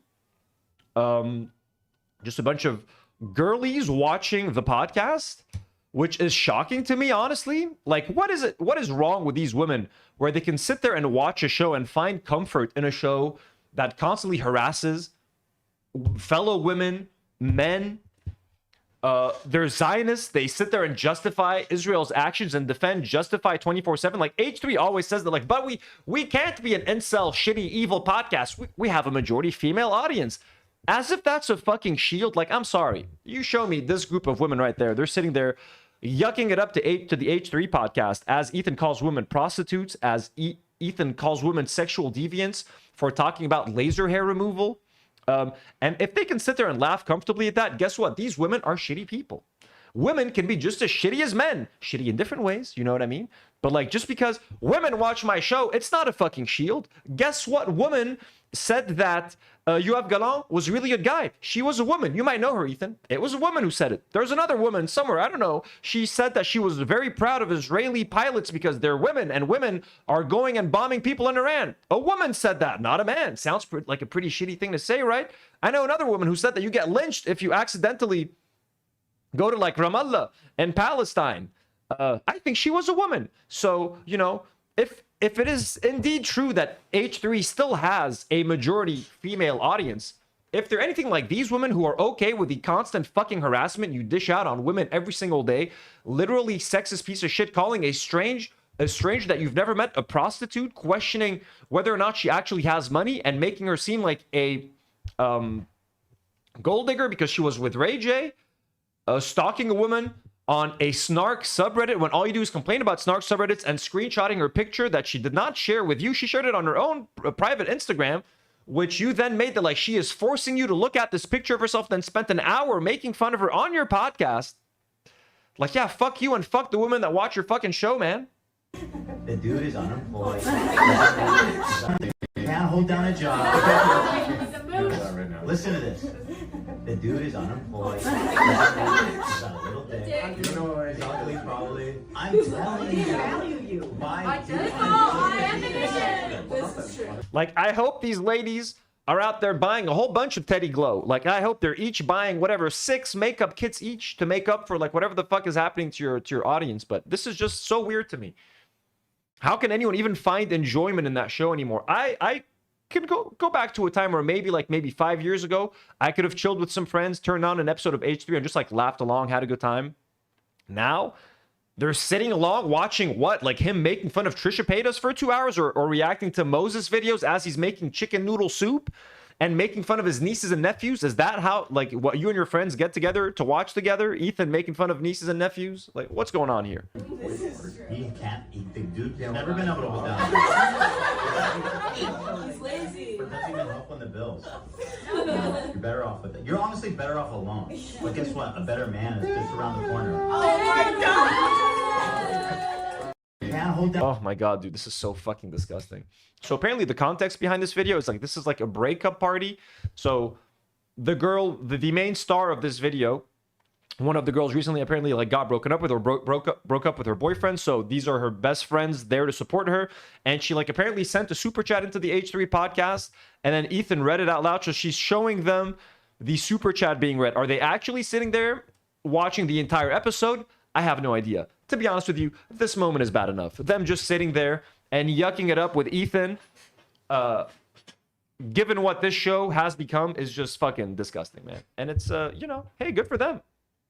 These are some of the 300,000 people that are left watching the show. These are the 300K folks. Apparently, these are the women. And then these people will go around and be like, oh, we're actually liberals. We voted for Kamala Harris. It's like, you shut the fuck up. You shut the fuck up. Yeah, so it was just the super chat read on air. They might not have actually sat through the whole episode. But anyways, that was weird to see. You know what I mean? People laughing and having a good time watching the H3 podcast. I did not think that was possible anymore. Also, we all remember Ethan calling Lika Your joke capture. a prostitute Your joke cap. out of nowhere, being a fucking creep, being a piece of shit, being a nuisance at that poker tournament. And apparently now he says, I didn't see this, I saw this on Twitter. Apparently he says he won't be going back to the celebrity poker tournament because another player, Zach Justice, is weird and creepy. I am, by the way, pretty fucking certain that he's going to get like uninvited or banned from that event because the lady who he insulted and called a prostitute said that she was going to try to take some action and maybe announce what she was going to do if necessary. I haven't seen any updates. But I'm guessing she probably at least fucking spoke with the management of that event and was like, listen, this fucking guy's walking around calling women prostitutes and doing it on camera, live stream. So I don't think they want you there, man. And I think you were the fucking creep. I think you were the one that made people uncomfortable, both in person and online. People watching your activities as you're stalking women on your phone. I think you're the fucking creep, man. Your jug captured. Here you go. Oh, wow. Oh, by the way, are these friends of the show? No. 2 minutes later. That guy's Zach Justice, the guy with the glasses on? Yeah. Who is Zach Justice? Oh, he's such a weirdo. I'm never going back to this. I don't like being around that guy. He's weird, creepy.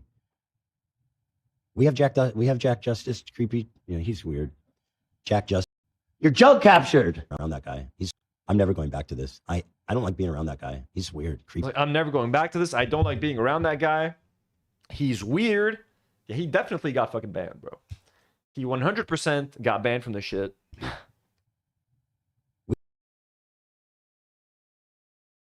So this, I just wanted to highlight, like, we talked a lot about, like, laser and all that stuff, but I don't know if I remember him calling her. He straight up called Anissa a sexual deviant for talking about laser hair removal, which is fucking insane. I didn't zoom. I was cropping it, to be clear, dumbass. Clearly trying to make it seem like it's some sexual deviancy or whatever. When again, she's the one that announced to the world she fucking lasered her pussy. Okay, if anyone's a sexual deviant, it's her. For quite some time. And the fact that he keeps saying pussy is like so fucking disgusting, dude. Now, by the way, I'm not zooming on her cleavage, right? I didn't zoom. I was cropping it, to be clear, dumbass. Clearly trying to make it seem like it's some sexual deviancy or whatever. When again, she's the one that announced to the world she fucking lasered her pussy. Okay, if anyone's a sexual deviant, it's her. If anyone's a sexual deviant, it's her. This motherfucker posted a fucking picture of his fucking ass on the internet years ago. His disgusting fucking ass. And then he talks about someone just talking about getting a laser hair removal as a sexual deviant. Okay? That's fucking insane. For quite some time. Talk about the post. Carolyn, how do you feel about people announcing on social media on their timeline that they lasered their pussy? If you say pussy one I can't help it. It's disgusting. Only when you say it. I say it because I say it like it's gross. It is gross. Dude, he's so fucking disgusting. And I mean, again, it just shows how immature and sexist and misogynistic he is. Like, laser is very common here in the Middle East, especially in Lebanon. I don't know if you guys know this, but Arabs, we're a little bit hairier than other people, than you Westerners, okay? So it's very common for women and even men in Lebanon to go get laser hair removal. Okay, it's like it's way more common here than it is in the States or anywhere else in the world. I can guarantee you in the Middle East. So it's actually like not all that taboo people to do it here and to talk about it. I've seen men routinely at the gym with like fucking hair, no legs. They have like a full fucking beard, you know what I mean? But like no hair on their arms, no hair on their legs, no hair on their chest. Men and women get laser all the time here. So it's something that I've heard of, and I've heard, and I even talked about on another one of the live streams. I got laser hair removal once in my bikini area. I had an ingrown hair that kept growing in the same spot in my bikini area. So I went to a dermatologist and she gave me a couple of options. She's like, there's this cream that you can use, but it's not all that effective. Or you can try to get laser hair removal in that area, and it might actually get rid of the ingrown hair. I got one session. That was the most painful shit I ever had in my life, folks. That was the most pain I've ever felt, because the bikini, I hate fucking, the bikini area is such like a sensitive area, and the skin there is like soft and shit. It was so fucking painful. I even got like slightly burned there. It all worked out at the end. But like, I've been through it and I would have, maybe I was too shy at the time to be like, hey, I got laser. If anyone's looking to do it, it's painful. But like, she was just sharing a testimonial. I would have loved to hear or to get a testimonial from someone like, hey, by the way, if you get laser down there, it's fucking painful as shit. I would have loved to know. So, Bilakis, on the contrary, you need people to be open about this stuff and to remove the taboo from, and if it's, especially laser has the reputation of being very painful. So if someone's out there being like, hey, there's this area on your body that you might assume it's extremely painful to get that procedure done down there, it's actually not that bad. So hey, girlies, if you guys want to get a good procedure with a good laser hair removal specialist, here's a number, here's a recommendation, boom. That's all she did. And Ethan is out there talking about it like she's a sexual deviant, like she's telling minors where to go, and like what the fuck, what are you fucking doing? It was the most innocent Instagram story of all time, and Ethan found a way, has found a way to try to make it seem like some weird sexual deviancy shit. It's insane. It's kind of fucking insane. Yeah, Moses says it's an Arab. I don't know any Arab that doesn't do laser, bro. In Lebanon, people walk around with like laser hair removal loyalty cards. Everybody fucking gets it done, bro. Everybody's getting it done. Says Anthony, you can use a numbing cream. Yeah, I never used that numbing cream. I like they would put like cold air on me, like as if the cold air was happening. The cold air is not doing shit.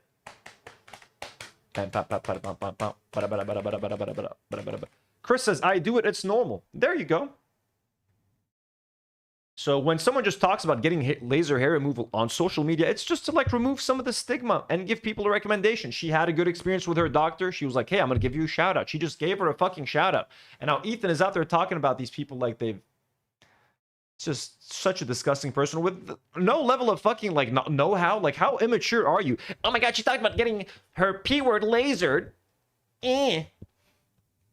Ethan's Basement shared this tweet, says Ethan Klein disgusted over Anissa, who simply shouted out a hair removal clinic to her IG followers, versus what Ethan Klein a few years ago during his live show. There's always a clip with this woman hating loser. Again, she's the one that announced to the world she fucking lasered her pussy, okay? Fuck. Let's see what he said 2 years ago. A little video of a nice, sweet guy nearing his butthole. Coolest Kev, where are you? Bring that tight little hairless butthole out here. Well, you've shown your butthole to like... Wait, he did it on stage? Yeah, they had the guy who nared his butthole. They used to get the guy who used to, what was it called? The prolapse? They used to show a prolapse video to all of their guests. Thank you, Polish Pusher, for the generous super chat, by the way. Very kind. Thank you for the support. Remember the prolapse? He's talking about like, and I'm not saying that people who prolapse or enjoy prolapsing are sexual deviants, but like he would show a video of a guy prolapsing and having two prolapses like rubbing off on each other to people in his studio, and like, and he says the sexual deviant for shouting out a laser hair removal clinic. Like, what are we doing here? I don't think I'm gonna do that like here. I feel like that's inappropriate. You want to do that, people? I think not today, guys. Yeah. It's hairy right now, so. Can I put like a paper towel? Oh.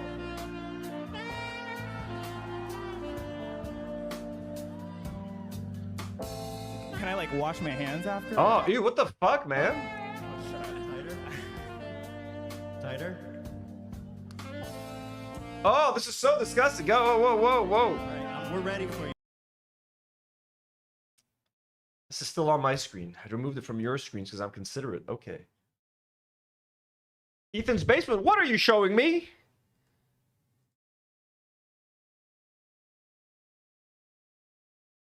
You guys don't want to see this. There's stuff in his belly. Like, look, it's normal. You can have, some belly button fuzz, but like, I don't want to see that, Ethan. I'm sorry, dude. We're not going to watch this. We're not going to watch it.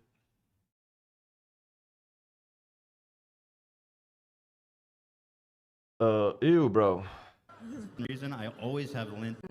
He's super hairy, so let's just cream pie. Shit, you don't cream pie. So they're just making a bunch of nasty sexual comments on that stage. We're not gonna watch this. This is too nasty, folks. I'm sorry. It's too gross. But again, a fucking massive hypocrite. Okay, he's the one who made a joke about sexual intercourse, or he was making sexual comments about an underage Boston bombing survivor. Don't talk about sexual deviancy. He had a Reddit account called Pedo Troll. Do I need to keep going, Ethan Klein? Do we need to keep going? I don't think so. Okay. Yeah, also, this was a funny tweet. Destiny, quick daily reminder that Ethan from H3H3 is likely a pedophile who has molested his own children. Ethan Klein threatens Idubbbz with a lawsuit. The fuck is happening here? Like smog. There was only one scale service. Some fine Canadian lawyers. That's right. Lawyers that specialize in defamation. And by the way, I really don't think that's okay thing to put out. Some fine Canadian defamation lawyers that sent a letter to Anissa and Ian demanding a retraction and a halting of the defamatory statements that I molest my children. And the day after that, we gotta watch the video. This is Destiny admits it on stream. Hasan has had a lot of success in trying. Everything has to tie back to me. And Hasan has had a lot of success in trying to tie people back to me. Like I said, I think this is why I call Ethan a pedophile all the time, who fucks his kids or whatever. It's because Ethan gave in, because he's a spineless fucking hack, to this type of attack where he's like, no, I'm not like Destiny. Destiny doesn't get me talking about. Everything has to tie back to me. And Hasan has had a lot of success in trying to tie people back to me. Like I said, I think this is why I call Ethan a pedophile all the time, who fucks his kids or whatever, is because Ethan gave in because he's a spineless fucking hack to this type. This shows actual malice, which would help in a lawsuit. Yeah, it's just the most cowardly thing. Here's Idubbbz on his original stream saying that he does not agree with what is being said and that it's fucked up. So I don't even know how he was able to threaten Idubbbz with a lawsuit, honestly, because Idubbbz, I think it should be, protects himself by saying this already. A big, bold accusation. It's okay. So I do want to say I don't agree with what's being said in this comment here. But I'm putting it on screen because I think it should be addressed because it's a big, bold accusation that's very fucked up. It's a big, bold accusation that's very fucked up, but I don't agree with what's being said. In large... It's okay. So I do want to say I don't agree with what's being said in this comment here. But I'm putting it on screen because I think it should be addressed because it's a big, bold accusation. Bless him. Bless him. Fart Twain sends a $5 super chat. Thank you so much, Fart Twain. It says, I'm sorry, but with AB encouraging this lawsuit, Ian is more than justified in releasing the files. He should do it. They bully him because he has lines. You mean the files were like of AB like supposedly saying shit like bad about Ethan? I don't think Ian and Anissa would do that. Like, I think Ian was being genuine when he said in his apology that like he's done rolling in the mud and he wants to abide by his principles and he wants to make content that reflects his principles. I think he's being genuine there.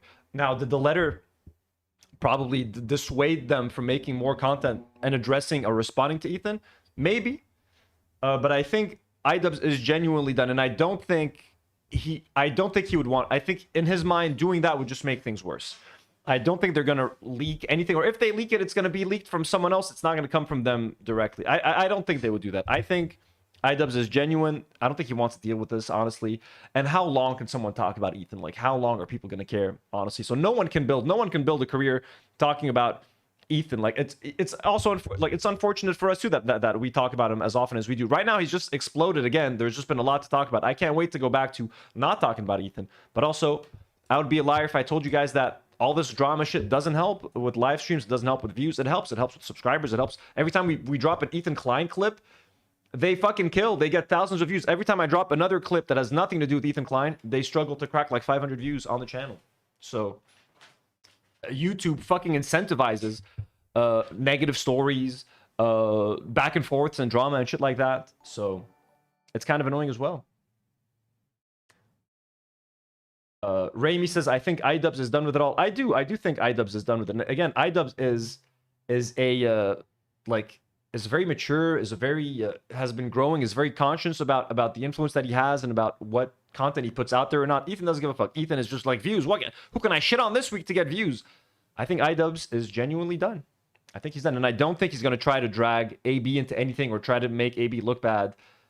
AB already has to contend with the fact that he still works at the H3 podcast. He has to contend with the fact that most Arabs watch him and see him as like, you know, a traitor of like at least someone who betrayed his own values for like a paycheck. He's on a show that's out there suing the vast majority of like pro-Palestinian commentators, or at least shitting on them. Like, khalas, he knows. And it just when we were watching the clip of him announcing the lawsuit against Idubbbz, he said like he made some fucking backhanded comment about AB. There's always backhanded comments about AB, and now that Ethan and Hila kind of know that he said something to Idubbbz and Anissa that was bad about H3, and that AB is at least a little scared of what Idubbbz and Anissa might leak, I think is enough to make Ethan and Hila never really fully like or trust AB anymore. Like they're always going to keep him like at a certain distance. He'll never fully earn their trust because they're like, well, you did reveal something to Idubbbz and Anissa. We don't know what it is because it hasn't leaked, but like, can we trust you? So AB is in such a shitty position. Like, you know what I'm saying? Like he kept his job. So many of the original fans just don't respect him anymore. He lost the respect of like 60 to 70% of their fan base. The fans that still do like him and respect him are pieces of shit, you know? The podcast he's on is dying slowly. He can't associate with anyone else in the content creator sphere because he's associated with H3. He was a fan of, like, the only reason he is at H3 is because he was a massive fan and obsessed with Ethan. Now Ethan has ruined his career and is ruining the careers of anyone around him. He's got nothing left, man. AB's got nothing left. When H3 is done, AB is done with H3. Like, AB, I don't know what he does without H3. So I don't think Idubbbz needs to do anything. AB has to live with his conscience, and they're watching their show and their podcast die every passing day. With every passing lawsuit, their reputation goes in the gutter. It's only a matter of time where, like, they call it quits on that show, because that's my opinion. Detour sends 100 ARS. Where are you sending ARS from? What, I need to find out what ARS are. One sec. ARS. I want to be able to. What is it? ARS money. What is that? Argentine peso. Let's go. Detour is from Argentina. Argentina. You sending me some Argentinian pesos? Well, thank you so much. Fucking dope. Okay. Let's go. Let us go back to what we were looking at. So now, weirdly enough, to get to the title of this video, sorry for the clickbait, everyone. Nicholas DeOrio put out this tweet. Lawyers that specialize in defamation, and by the way, he shares the clip of Ethan announcing that he has hired Canadian lawyers to potentially sue Idubbbz and Anissa. And this is what Nick DeOrio, aka Nicholas Eat DeOrio, aka the host of Ultimate Rape Review, had to say. He says, I can't for the life of me fathom why it would be a flex to cease and desist the two poor losers in Canada over them showing a comment a completely different person said without pursuing destiny. Now, listen, on the surface, I know Nicholas DeOrio is an asshole. I'm pretty sure he shat on me on the show. We're not friends of the show. I'm not here to praise Nicholas DeOrio. And obviously him calling them losers is incredibly, in poor taste, etc. These two poor losers. It's not like he feels bad for Idubbbz and Anissa, genuinely. But I think this is as close as he can get to saying that without his audience eating him alive. He's audience captured. Nicholas DeOrio's whole career now is made by shitting on Hasan and shitting on Idubbbz and Anissa. Whoever Ethan's enemies are, that's who he's shitting on. So him saying that I can't for the life of me fathom why it would be a flex to cease and desist the two poor losers in Canada. This is actually, this motherfucker, believe it or not, showing a bit of sympathy. Not that we need his sympathy, but this is just to show that even the Ethan faithful, like the incel Asmongold is probably very happy with this. But like when people like Nicholas DeOrio or Legal Mindset or Mudahar, who question his Noah Samson lawsuit, start publicly questioning your lawsuits, you know you really lost it. Like us being like, hey, this is a bad idea, this is so fucked up, it's expected. He expects it, we expect it, you expect it, we all expect that. But Nicholas Eat DeOrio, the host of Ultimate Rape Review, being like, why are you suing the two guys in Canada? That's when you know you're kind of losing it. Detour says it's monopoly money. I'm sorry, Lebanon, the Lebanese money is also monopoly money. Detour, we all got that monopoly money. Let's see. Also, he's on video. You can hear him say it. It sounds a little bit more fucked up here. What does he say? Showed you guys the comment about Ethan and his. We know the reason that I, showed you guys the comment about Ethan and his kids. It's because it's like Destiny's he's a piece of shit, and he has bad intentions, but he's going easy on this guy. Not going easy on. Ethan is way too terrified to ever respond to Destiny, try to sue Destiny. He would never go after Destiny. Destiny's audience would eat Ethan alive. So he goes for targets so he deems easy, or he goes for targets where he thinks he's going to get a lot of internet support. He thinks that if he goes after Destiny, he's not going to get enough of an audience fervor to like watch the videos and make a whole big deal out of it. If he announces a lawsuit against Idubbbz, who he considers to be a lol cow, everyone's going to love it. Kino Casino's going to love it. They're going to cover it. And Nicholas DeOrio's going to cover it. And they're going to cover it. It's like, actually, dude, I think it's making you look more and more fucking pathetic. And when you constantly, and this is, by the way, I love Idubbbz and Anissa. They're friends of the show. They're incredible, beloved souls. And don't forget, they donated $1,000 to the helping feed the displaced charity in Lebanon. They are incredible people. Anytime I ask Idubbbz to hop onto a fundraiser, he's always there. Love the dude. Would love to collaborate a lot more with him. I look up to Idubbbz again. I only started making YouTube documentaries because of Idubbbz and because of movies like Full Force that he made. So I'm always going to be a fan of Idubbbz no matter what the world says. You would think that Denim's Frogan, Casey Tron. Sorry, what was I saying? He's going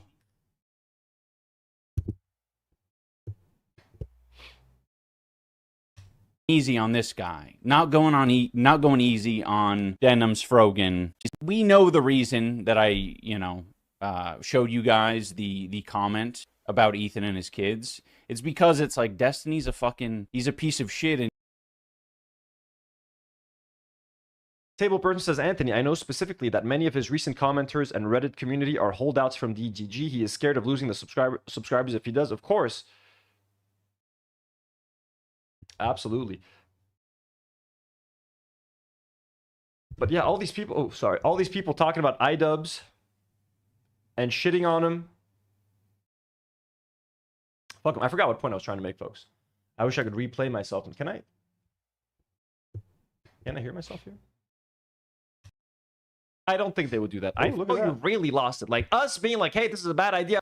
But Nicholas DeOrio, the host of Ultimate Mode, and his kids. It's because it's like Destiny's going easy on this guy. Respond to Destiny, try to like watch the videos and make a whole big deal out of it. If he announces a lawsuit against Idubbbz, who he considers to be a lol cow, yeah, I guess Ethan thinks that if he by announcing a lawsuit against Idubbbz, that he's not gonna get any pushback.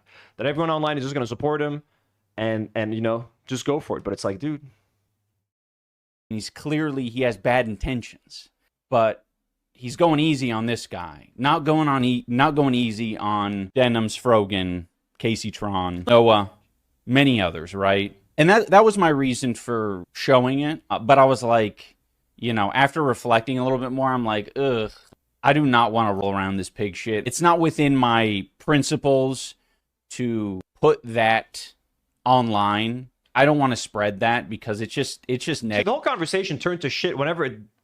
But that's the thing too. Anytime the conversation became about Ethan's kids or like CPS or like should they take his kids away or like he does this to his kids or like, and I was like, guys, just keep your eyes on the ball. Like this is getting like personal. It's getting stupid. You're giving Ethan a reason to like look like a victim or make himself seem like a victim. Keep it. He is saying so much shitty, questionable shit, Zionist, problematic stuff on his stream every single day. We don't need to make it about his kids. You don't need to make it about his family. So I think I mentioned Destiny's tweet like once. I was like, yeah, that's pretty fucked up. That's pretty nasty. Anytime it comes to Ethan's family or kids, I just don't even want to talk about it for an extended amount of time. Like it's weird. I'm not here to criticize it's like when I criticize him for criticizing Trisha's kids or like, why are you out there talking about kids online? Why are you talking about Moses' kids and your nieces and nephews? Like, leave it alone. Do the goofs and gaffs, whatever the fuck you want to do. Like, don't talk about kids. I started to talk about H3 because they were spreading Zionist propaganda and they were destroying a community that I loved. And it was a show that I spent so much time and money supporting for many years that I was trying to like cope and understand what is happening. I was trying to reckon with the fact that like I was losing my comfort show. And that was always my angle, Now I've talked about a few more things like Ethan's lawsuits and him going after friends of mine or friends of the show because, well, I kind of want to try to defend these people and want to try to raise awareness and to show people that like, no, Ethan doesn't have that much support behind him. He's got a few freaks like Nicholas DeOrio, but most people do support the right side of history. Negative, and it's not true. I don't believe. I thought he was sorry for this. I thought this was a good fucking statement. Leave it. It didn't feel right. So that's why I'm like, trying to take a step back from the scorched legume stuff and not roll around in the pig shit. So I'm sorry. I'm sorry to Ethan and Ethan's family for putting that nasty Destiny comment out there. I felt like it was an okay thing to do based on the point I was. And even if this apology was kind of coerced by Ethan or brought upon by a cease and desist letter, I still think Idubbbz is being genuine. I still think Idubbbz's apology is genuine because he does want to be better.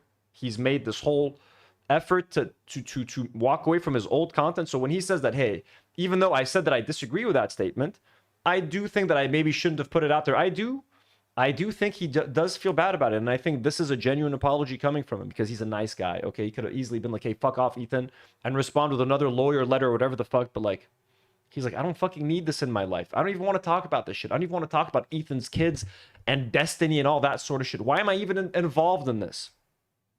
So I believe Idubbbz is being genuine here. He's making. And KOJ, I agree. I will miss Scorched Legume as well. I thought he was great. And I thought the name Scorched Legume was great.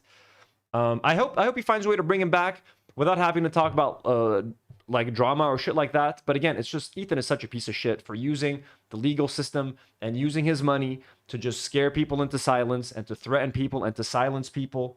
Hasan gets talked about every single day by half of the internet who've made a career and who have massive audiences only because they shit on Hasan Piker. He has never sued any single one.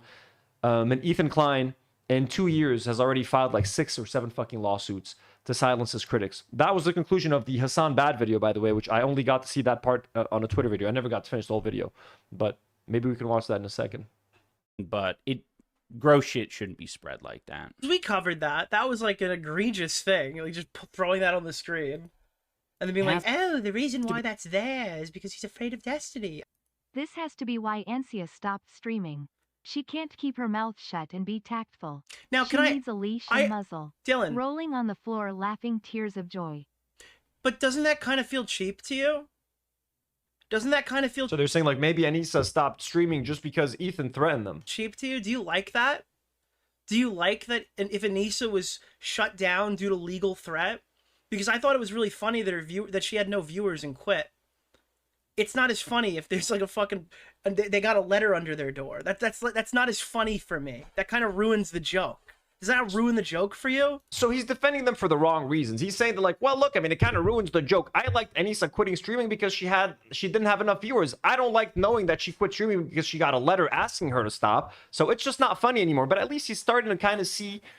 He's kind of at least understanding that like, hey, yeah, why is this rich millionaire bothering these two independent creators with relatively small audiences now? Like when Idubbbz streams, he streams to a relatively modest audience. When Anissa streams, she streams to a relatively modest audience. They're not talking about Ethan. They're leaving Ethan alone. She's out there putting Instagram stories about, laser hair removal procedures. Idubbbz is just fucking chilling, playing video games. We're having a good time. Isn't it? Why are you going after these people? They can't pay you substantial sums of money. They're not even talking about you. They're literally doing nothing to bother you right now. Like, why are you going after them? And like, they feel like, and I mean, fuck Nicholas DeOrio, but like, he feels like this is maybe messing up with his content because he used to rely on Idubbbz and Anissa making content, specific content that he could react to later and like make fun of and make money that way. So now Ethan has ruined it for him as well, in a way. Again, not that I'm saying that I agree with any of his content or anything that he says or does, but like, these people, even in their own fucked up ways, it's kind of like when Republicans are against Israel for the wrong reasons. They're against Israel not because they care about Palestinians or Palestinian lives. No, they're against Israel because they just don't want to send their tax money to any country outside of America. Like, to them, that's the issue. America first, that's it. They don't give a shit that Palestinians are getting killed. They just don't want to send their tax dollars. Nicholas DeOrio doesn't give a shit about actually wanting Idubbbz and Anissa to not be made fun of. He doesn't care about that. What he cares about is him being able to make fun of them. And him having the content to be able to make fun of them. And he's also kind of be like, but isn't it weird? Like, why are you going after, like, these people are powerless. These people are powerless. Like, Ethan is going after people that have no power. I'm not saying, like, I'm powerless. I'm not saying they're powerless as in a bad way, but, like, what can they do to actually harm Ethan? Did Idubbbz actually ruin Ethan's reputation by showing that tweet, streaming to a couple hundred people? Can I actually genuinely hurt Ethan's reputation when I stream to like 100 people in my live audience? Or can the people that can actually hurt Ethan's reputation are Destiny, who stream to thousands of people who have a massive online audience and who are actually calling him a fucking pedophile on their stream? You know? When I call Ethan a Zionist and have like 20 points to back up why I'm calling him a Zionist to 200 live stream audiences, do I need to get sued? Why is he suing Frogan? Why is he suing small streamers with small audiences? Y'all want to know why? How he's picking his targets? This is how he's picking his targets. Was it worth the field trip to Hasan's house? Everyone here has either been sued or threatened with a lawsuit. Denims has been sued. Frogan has been sued. Idubbbz has now been sued or threatened with a lawsuit. And Sean the Black was threatened with lawsuits. Remember when Ethan was like, you need to apologize to me or whatever the fuck? You have 24 hours to do it, and if not, I'm going to sue you.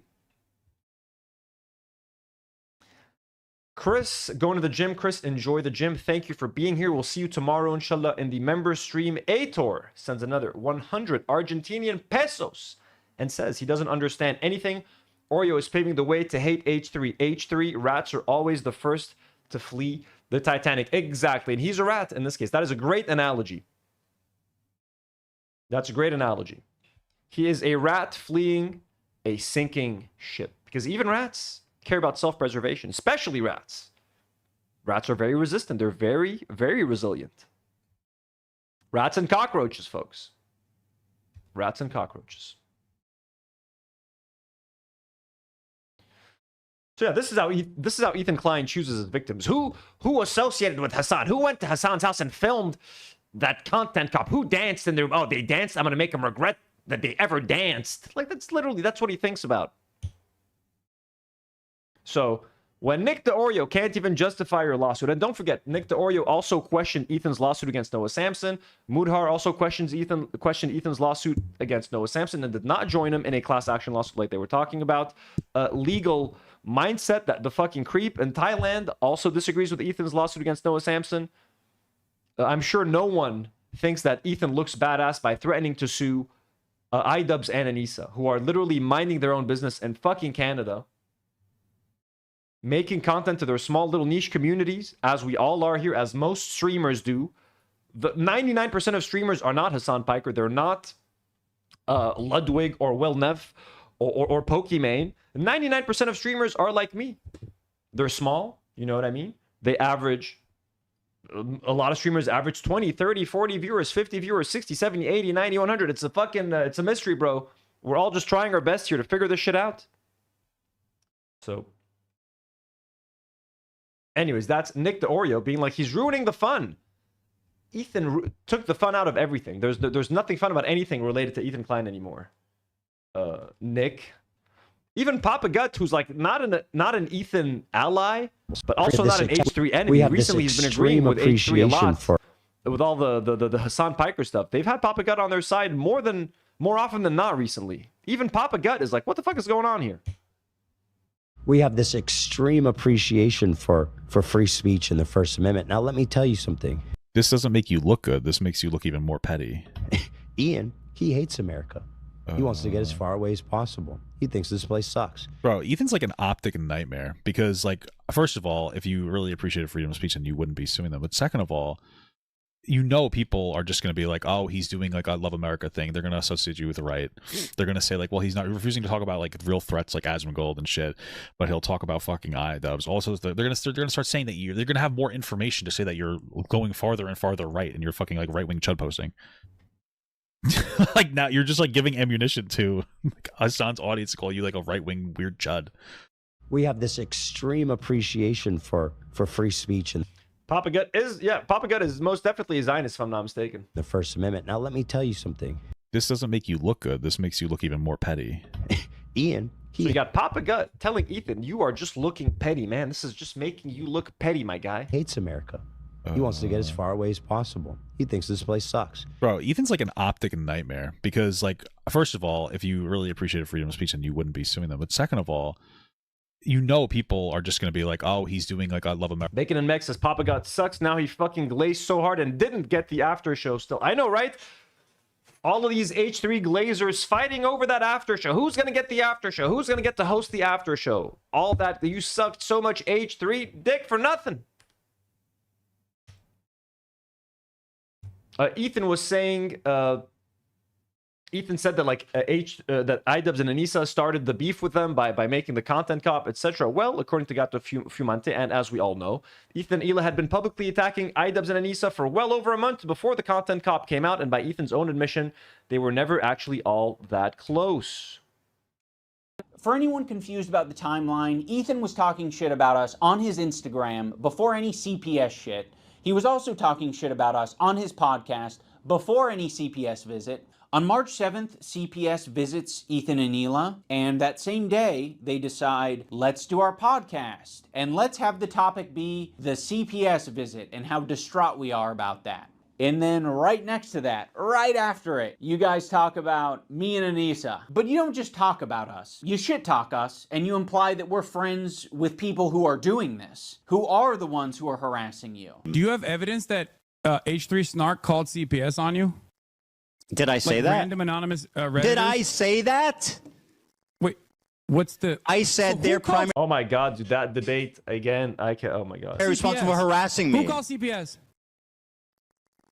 What the fuck? So, I don't know. To be honest, I'm very proud that I didn't immediately jump to Ethan and Hila's defense, because when you look into the story, it actually looks a lot shittier for Ethan and Hila. And I do mean that literally. There was this H3 stream where Ethan was dumping as per usual. He was talking about his own health. He was talking about his caca breath, his dog having diarrhea, his dog having giardia. Olive has giardia. It's a bacterial infection in the intestines that makes you have diarrhea. His child running around putting things in their mouth. Sonny's crawling around. He's putting everything in his mouth. He's at that age. He has giardia. The whole family possibly having giardia. Oh, and now Hila has giardia. Shut. For real?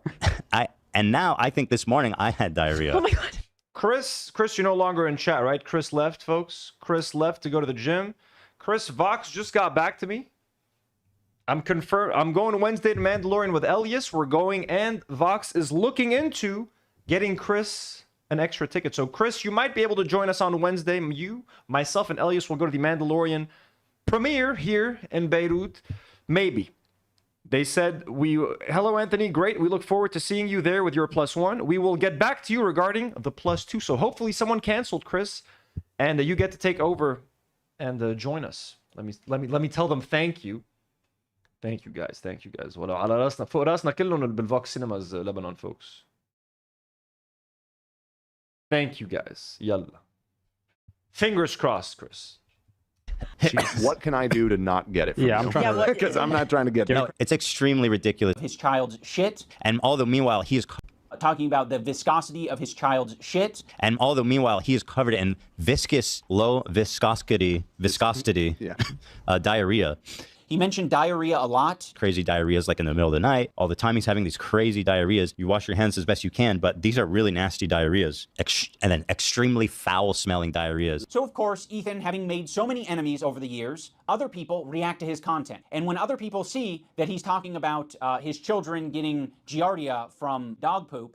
Sonny's crawling around. He's putting everything in his mouth. He's at that age. He has giardia. People are quite reasonably concerned. And so, yes, anyone who's seeing that content might be concerned enough to call CPS, including Ethan's own chat, which, by the way, is not a measly number. It's about 26,000 at the time of this stream. So there are 26,000 people listening to Ethan go into great detail over 7 or 8 minutes about diarrhea, viscosity of diarrhea, his child having giardia.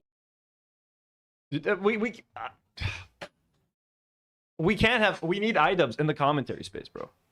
Idubbbz can't stop it. Like, just the way he's saying, like, Ethan talking about the viscosity of his shit like that. He's just being funny right there. Like, that's just some funny shit of Idubbbz just barely saying anything. And the fact that, like, Ethan is just suing people or threatening to sue them to make them stop. Dude, so he has to be stopped. Content-wise, like, we have to find a way, like, really, like, Ethan has to be stopped from doing any more, from filing any more lawsuits against any more creators. Dude, he's, like, fucking ruining the fucking space. Actively ruining the fucking space, one by one, creator by creator, lawsuit by lawsuit. As he ruins the space, he is torching his fucking reputation. Absolutely. It's like, what the fuck? T-Talk with Shaw, 6159 sends a very generous $5 super chat. Thank you so much, T-Talk. Says, I'm starting to think Ethan called CPS on himself for content. Happy Friday. People say that he sent himself skulls as well. So, you know. The CPS thing might have all been a lie, too. I know he showed us the business card of, like, the guy who showed up, but, like, at this point... Him and his whole family having giardia. They're calling it the poop house. Now, what Ethan does, instead of taking any responsibility for sharing too much on his live stream, is that he decides to attack specific creators like Denim's and say she was the source of the CPS call because her chat was reacting to Ethan and saying, wow, this is concerning. And yeah, so we also saw that when we were looking at the clip, but like I didn't notice here that he mentioned by name non-disparagement agreement with Casey Tron. This is when he read Casey Tron's tweet calling him like an asshole or something. Casey Tron, of course, feeling real comfortable with herself. Yeah, feeling real comfortable with herself, as if he has some kind of power over her. Like he knows something that we don't. Like she's feeling really comfortable. She's talking some shit she's not supposed to say. After taking the fattest fucking L, groveling for forgiveness. That girl better be careful. He's so sad that like she's not weak and acting like all pathetic because he forced her to read some fucked up letter that he wrote. He's like, she was groveling just a few weeks ago. Like, how dare she resist me and say something like, you know what I mean? Like, he's just upset that like she's not still groveling or whatever the fuck it is he wants her to do. Casey Tron, of course, feeling real comfortable with herself after taking the fattest fucking L, groveling for forgiveness. That girl better be careful because she's flying a little too close to the sun. This girl better be careful because she flew a little too close to the sun. Motherfucker is still looking for reasons to go after people, even when he is settled with people. And khalas, the situation is done. He cannot fucking let it go. He still wants to insult these people. He wants to provoke them. He wants to reopen up lawsuits that he's already settled. He has settled the fucking suit. He is not happy with that. It was not enough to make her read that letter. It's not enough for him to do a whole live stream reacting to her reading the letter and saying, let's enjoy this moment. He still wants to threaten her. You know what I mean? She did sign a non-disparagement, right? And only through the grace of God. She signed the non-disparagement. Well, maybe you should shut the fuck up as well.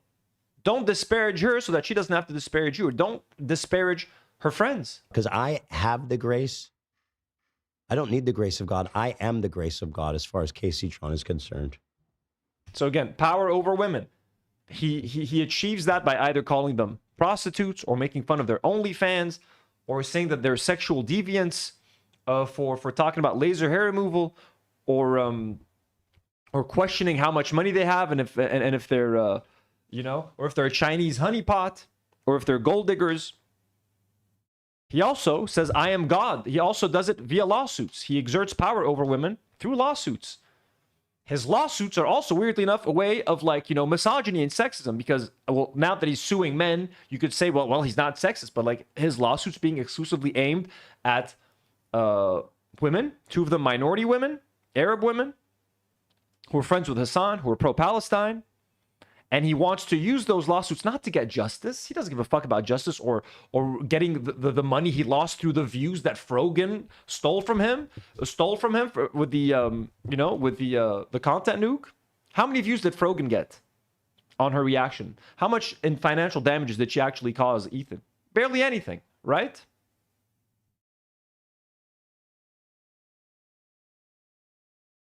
But he just wants power over women, whether it's through a sexual comment, stalking them online and telling them they're never going to get a moment to themselves because he's going to just ruin their life. So even when a woman shares a private story on her Instagram stories, he's going to make that public and talk about it for an hour.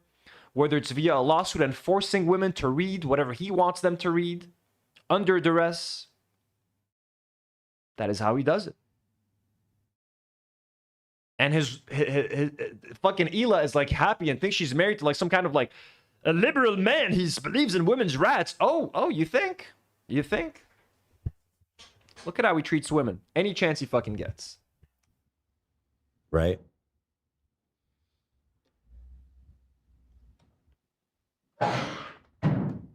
Casey Tron, of course. Just an irredeemable asshole at this point.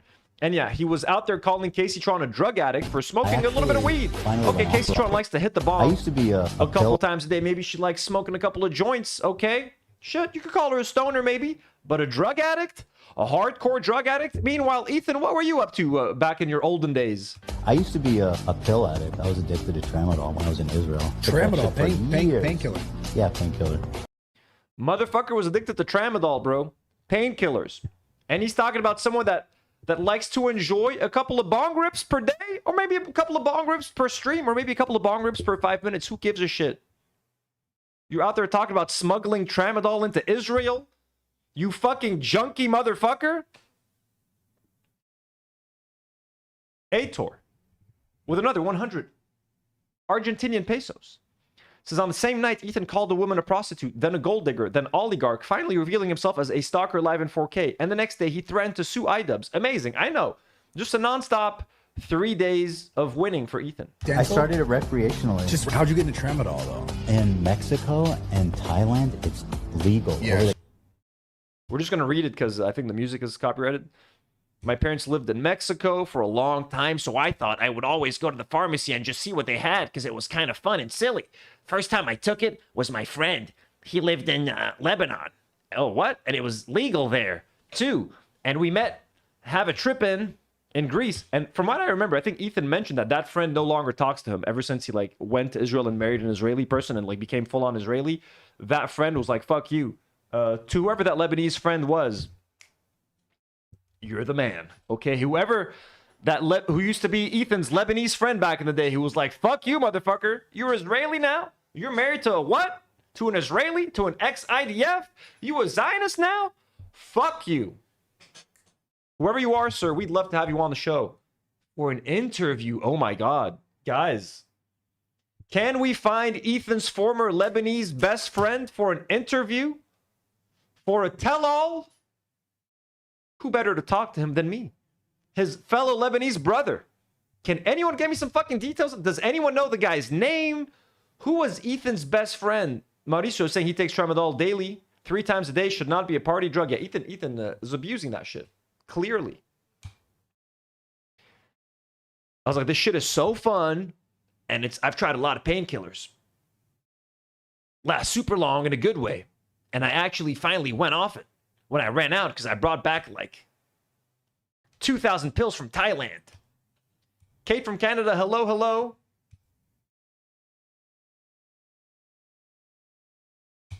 Okay, let me see real quick if I can maybe use ChatGPT to find this person. So Ethan, the drug addict, is out there, you know, complaining about drug addicts and people that smoke weed.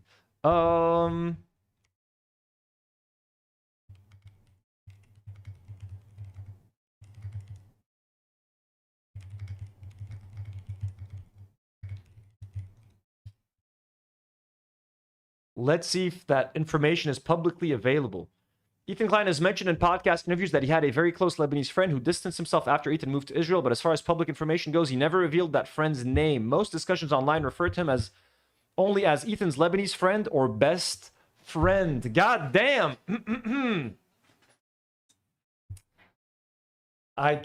We can't find him. Their name has never been revealed, so we cannot invite Ethan's ex-Lebanese best friend on as a guest to the show. If anyone knows, and without being creepy or stalkery, if anyone if anyone remembers an episode or something on stream that Ethan has shared publicly that could give us a clue into who his Lebanese friend was, please share it. But please, no one do anything remotely questionable. Only if it's publicly available. Only if it's something that was mentioned on a stream or something. If anyone has that sort of memory, let us know. But Kamak, I can't remember exactly. Kamak says, wasn't the story that his friend said as a Lebanese person he can't attend the wedding in Israel and Ethan considered it a slight? Well, we're legally not allowed to go to Israel. So, you know, there's that too. Oh, no, sorry. I closed something too early. A very funny Ethan's basement.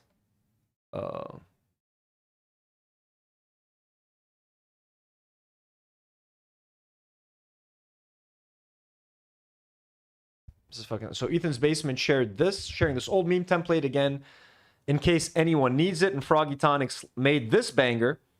Destiny says, I molest my kids, I sleep. Idubbbz talks about Destiny saying, I molest my kids, I crash out. So fucking accurate. Great meme by Froggy Tonic, friend of the show.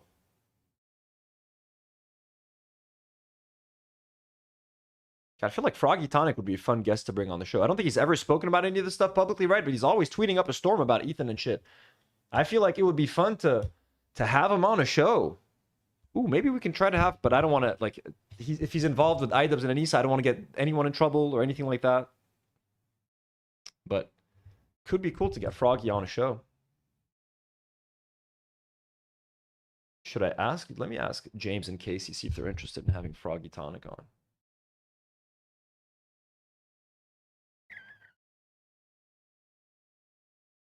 One second, let me find where's our group chat at, yo? Where's the group chat?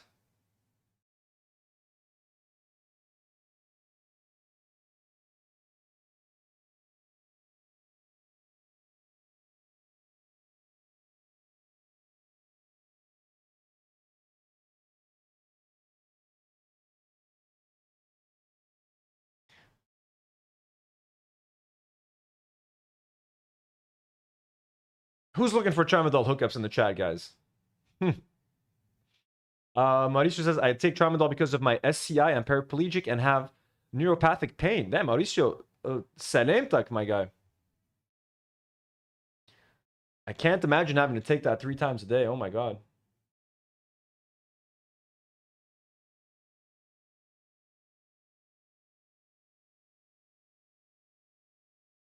Mauricio, can we find you on, like, do you make any content, Mauricio?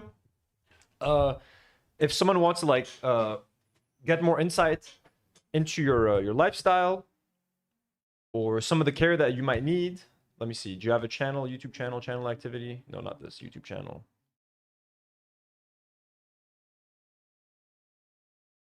Yo, you have a YouTube channel. You dropped a video a month ago. Why do I not know you have a YouTube channel, Mauricio? I told you guys yesterday, whoever has a YouTube channel, whoever makes content in this chat, in this community, let us know. I want to plug you guys. Mauricio, I'm going to share your YouTube channel with everyone here. Guys, Mauricio44 has his own YouTube channel. Look at that. Oh, you compete in sports and in races? Look at that, dude. That's so fucking impressive. What the fuck? You're such a badass, guys.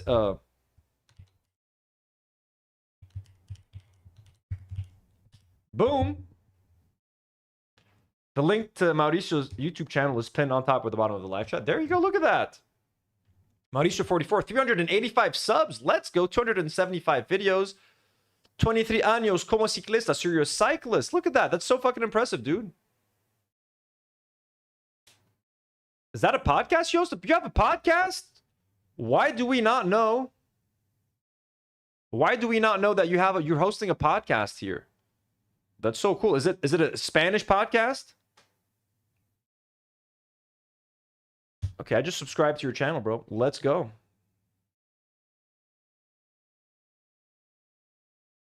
What do you guys talk about normally on the show? So it's all in Spanish, I'm guessing. Let's click on the Halloween special real quick.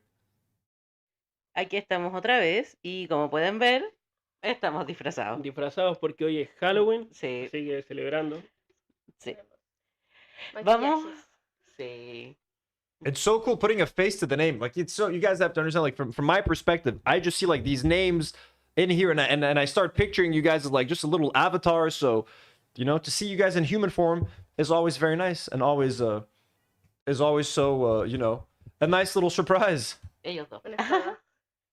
Sí.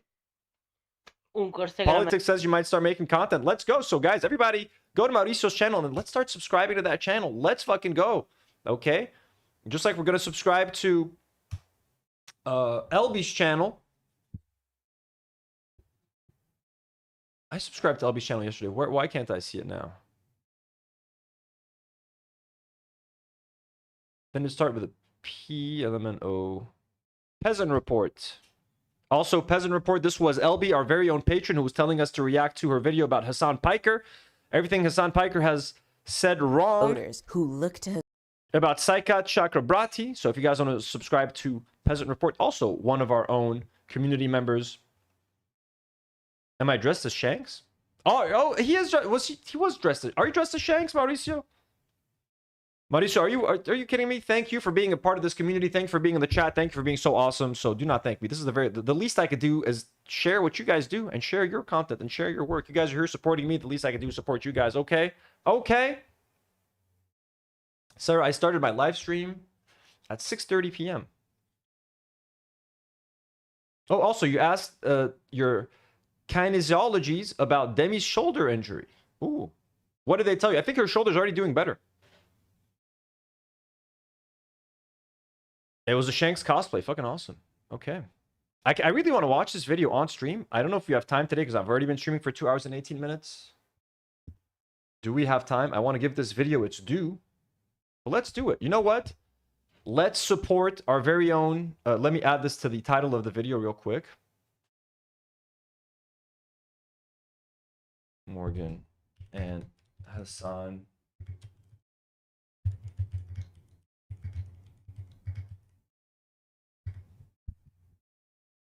Yeah, I'm gonna try to fit all of this in the title.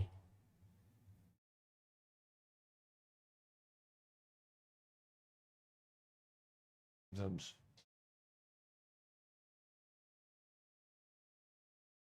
And Kasparian on Piers Morgan. Oh, I'm still over Hasan Piker.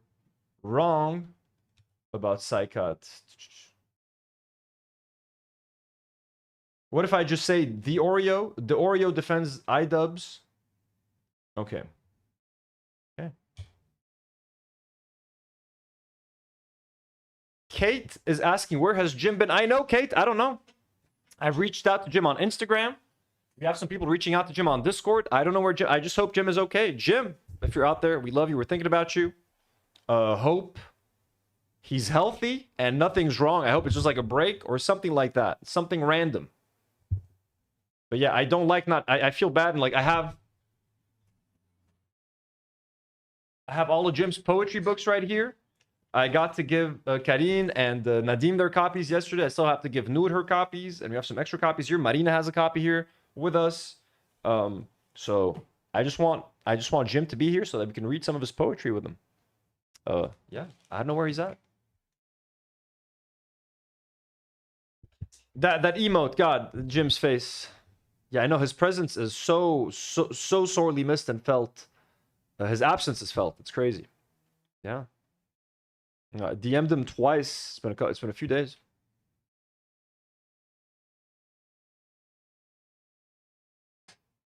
Okay.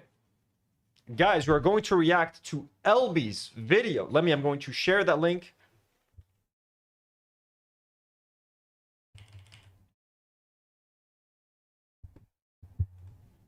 Support the peasant report. So this is the link to LB's video. Replace pinned message. We're going to watch a video of why Hasan Piker is wrong about Saikat Chakrabarti, who is running for Congress in like San Francisco or something. This is a video from a Hasan fan who's just calling out Hasan for maybe a blindside. This is not a Hasan hate video or anything like that. So this is why I wanted to give it a chance. And LB asked us to react to it. So we're going to do it. Saikat Chakrabarti is a Sinti millionaire, the first engineer hired at Stripe, and he's running for Congress. But what if I told you that his voting record in the district he's running in doesn't match what his self-financed $5 million campaign would lead you to believe? And why is there such a strong push by white, wealthy leftist influencers who are outsiders to San Francisco, omitting his local controversies and framing this race as if he is the only progressive running? Hermio, if you're right, our best wishes, our best wishes. We hope she's doing all right, and we send all of our love and all of our vibes to Jim and his family. Jay Nada says, can y'all sell me on Lego? I just don't get it. Jay Nada, I can't sell you on Lego right now, but you know who can? Some guy I know called Tino. He has his very own playroom, his very own YouTube channel called Tino's Playroom, and in that playroom, Jay Nada, he builds little sets like these and reviews them. He might be filming some video reviews tomorrow. There might have been a live stream yesterday for members where he built a couple of sets. Jay Nada. What I'm going to quickly say about Lego before digging back into this video, it's a very nice way to like engage with properties that I like. I like to buy like licensed Lego sets, so I like Lord of the Rings. Getting to build Rivendell and to move some action figures around in Rivendell, to me, was very nice. It's expensive though. Lego's expensive and it takes up a lot of space, but if you're looking to be nerdy, okay, we're gonna start this video again. This is from Okay, one second. Maki wants to say hello. We're gonna restart this. Let me bring in Maki for a quick hello. You both want to say hello?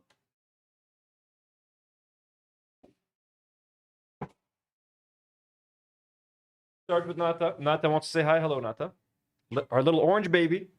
She does not like to be carried. I'm sorry, Natuti. Let's go outside. Let's go outside. Go outside this moment. Yeah. After you want to come say hello? All the people, miss?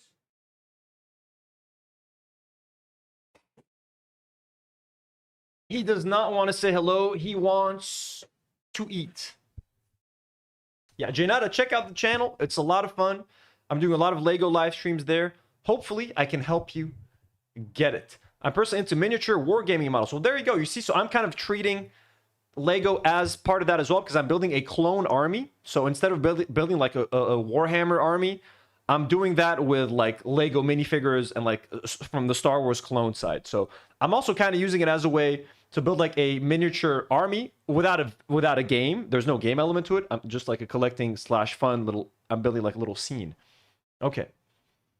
Diego, I would play Tamagotchi Life. I do not have a Nintendo. What is it called? Not the Wii. Fuck. Switch. I don't have a Switch. I do not have a Nintendo Switch. Okay. Peasant report.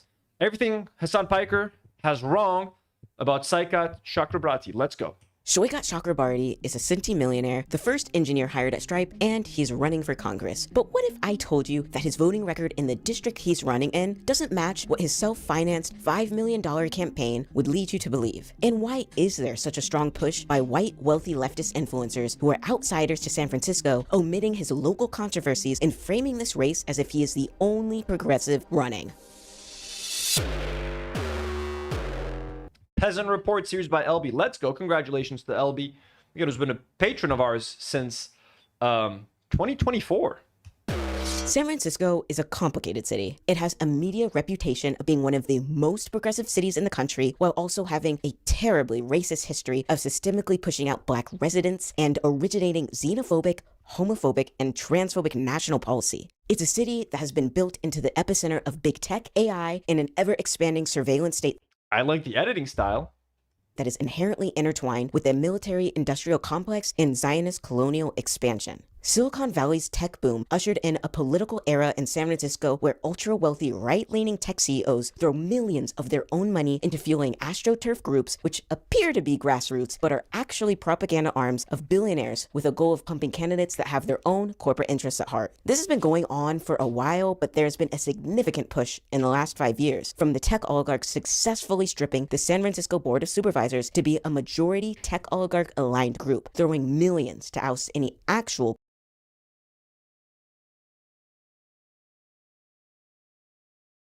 Politics is asking, when am I going to start mixing Lego pieces around? Once I have more big sets built, once I've built the cantina, I'm going to start mixing some of the Lord of the Rings characters with Star Wars. I'm going to have some fun little crossovers. Maybe Batman wants to drink at the cantina. Maybe Batman wants to chill with Lord Elrond in Rivendell. So we're gonna, we're gonna be messing around with some of that.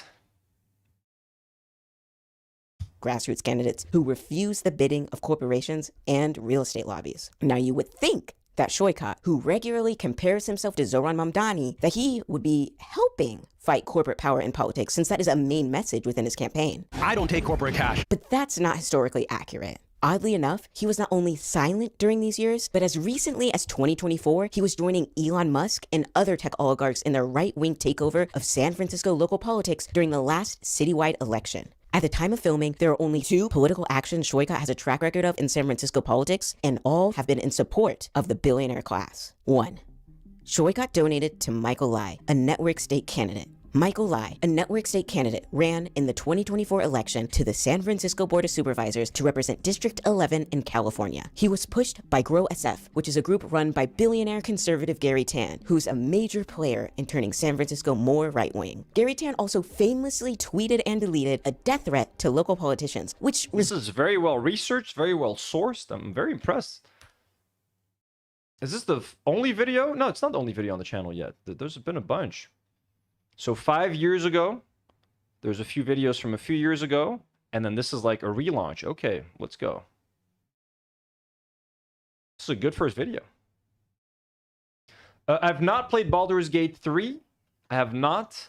I've not had a lot of time for video games lately. I still need to finish. Once I'm done with Dark Souls 2, I can think of moving on to other games. But the war got in the way of Dark Souls because I couldn't stream it. Resulted in 3 San Francisco supervisors receiving death threats at their homes. When I say Michael Lai is a network state candidate, you might be wondering what that means. I'll let local journalist Gil Duran explain. In one sentence, a network state is a highly aligned community with a capacity for collective action that crowdfunds territory around the world and eventually gains diplomatic recognition from pre-existing states. Put even more simply, the billionaires create their own countries and rule their own countries.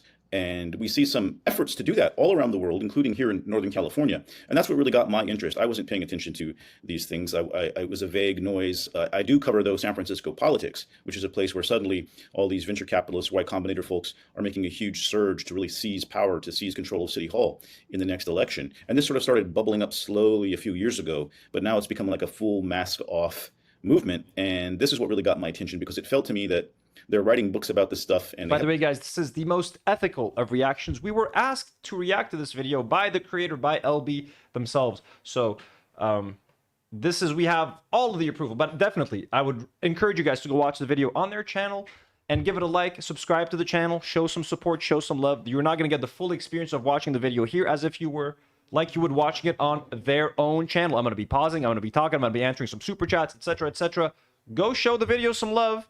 Just like you're going to show Mauricio's YouTube channel some love. The whole philosophy behind it, but no one reading a newspaper in the Bay Area would have any idea of that. It's all a very superficial story about, tech moderates getting involved. And I felt someone had to say the quiet part loud, as Balaji does, and say this is actually about a bigger idea. And they're doing it all over the world. And it's not moderate. It seems like not a very moderate idea at all. It seems pretty extreme. I mean, Balaji has talked about tech Zionism. Is that sort of part of this network state philosophy?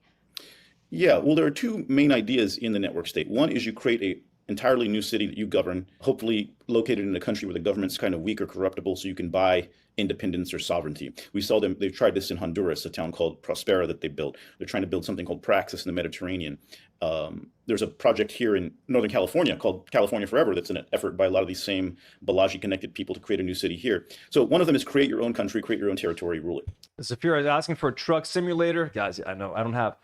There's too much to do and just not enough time. I like having 2 channels and the other channel being a Lego/gaming channel. Right now, the focus is on a lot of Lego stuff. Gaming is coming back, I promise. But first, once we're done with, there's so many hours in a day and there's only so many live streams I could do a week. So the majority of my attention has to be on the main channel because this is the channel that pays the bills for the most part. So I can do a couple of no more than 2 or 3 live streams on the other channel, but also I'm trying to do live streams during the day. But Maki is scratching the door. Maki.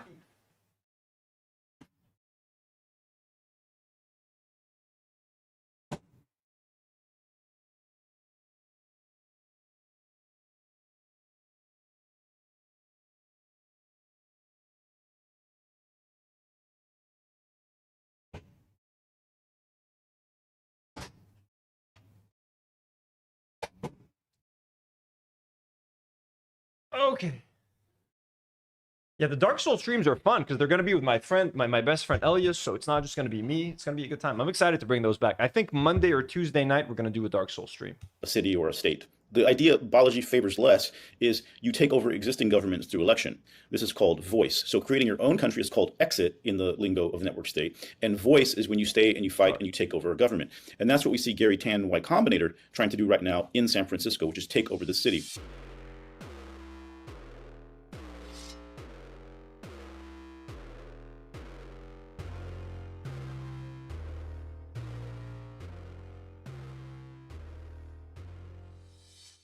When called out on Twitter regarding his donation to a network state candidate, Saikat lied and said that that was misinformation. He later deleted that tweet, but still downplayed his donation and has consistently claimed that donating to Michael Lai was suggested by a colleague on the Bernie campaign, which sure, but that also... I donated to a lot of candidates last cycle, and sometimes I miss. In this case, a former colleague of mine from Bernie 2016 who also helped run Kesa's first race vouched for him, so I donated without looking too hard. The few times I talked to him, he seemed earnest and like he honestly wanted to do good things. So it's telling that Saikat's trusted colleagues support AstroTurf candidates connected to the network state, which is practically the opposite of his messaging. Lydia says, I want to see Laith Maruf on your Lego channel. That is going to be tricky. I've gone to interact with Laith on a panel on Colonial Outcast. I tried to reach out to him on Instagram because someone was telling me he might need a studio space to come film. He never answered me. I sent him an email and an Instagram message. before that we collaborated. So I think it's gonna be impossible to get the guy to ever call in. He's so fucking busy, but the dude's a legend. Regarding getting corporate interests out of politics. 2. Saikat joined Elon Musk and Gary Tan on their campaign to oust a Democratic Socialist tenants lawyer from the San Francisco Board of Supervisors. As I mentioned earlier, Damn, there's that's pretty fucked up, dude.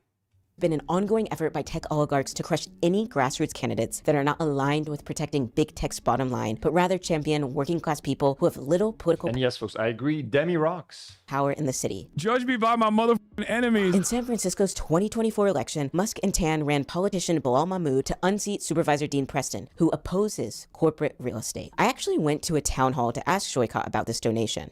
My question is, so recently you were on Hasan Piker's stream, where you said that between Bilal Mahmoud and Dean Preston, that your housing policies align better with Bilal Mahmoud. And I was wondering if you could clarify why. So yeah, what I said was I've got basically Zoran's housing politics, right? Which is I believe strongly in rent control. I believe strongly in social housing. At a federal level, my housing policy is largely about creating a new public financing entity to directly finance and build social housing. But I am also for like cutting red tape to make it easier to build that housing. At a federal level, frankly, a lot of that, in my view, is that the public needs to do it. But what I don't believe is that cutting red tape and zoning alone is going to build affordable housing. So that's where I think I differ from some of the market-only folks in our city. So I was saying in that race, like I did talk to Wall about that. He is also pro-social housing, pro-federal financing of housing, and pro-displacement or eviction protections. So I lined up more with him. I wasn't really satisfied with his answer. Saikat never really addresses Bilal's specific policies and definitely doesn't acknowledge that Bilal was the choice of tech billionaires. His support of Bilal directly conflicts with Saikat's "we gotta get money out of politics" campaign. And I'm tired of him avoiding the issue by pivoting to Zoran Mamdani. Also, no, I am not an SFDSA, and I think this story is being spun into DSA beef instead of acknowledging that it is connected to a larger history of tech oligarchy consolidating local political power. It's very telling that Saikat donated $10,500 towards Bilal's campaign. Saikat has acknowledged that he's friends with Bilal. I'm Saikat Chakrabarti, and I'm on Team Bilal. And that they have Bro, this is a dope-ass video, guys. This is a very well-made video. I wish I had the time to watch this whole thing. Demi's coming over in a bit. We need to make some dinner, have some dinner, and get ready for our hike tomorrow. But please, everybody, subscribe to LB's channel. The channel is called Peasant Report. Okay, we went through 9 minutes of this video. I'm going to let you guys discover the rest of this video on your own. Go give the video some views. Go give the channel some attention. Go give it some love, okay? We got to support one another, okay? And I already saw it. She was at, there were 76 subbies. Look at that. Already at 80 subs. Voters who look to 80 subscribers. Let's go. Can we get Peasant Report to 100 subscribers? Can we do that? There's 115 of you watching right now. If you all just follow the link that is in the live chat, just go follow that link. Just click on that link and subscribe to that channel. And also support Mauricio. Let's go, everybody. Let me just look into what some of the stuff I want, in case there's no breaking news next week or anything crazy like that. Let's look into something. So we're going to rewatch. Do you guys want to rewatch the final Leftovers episode? Or would you guys rather watch Leftovers?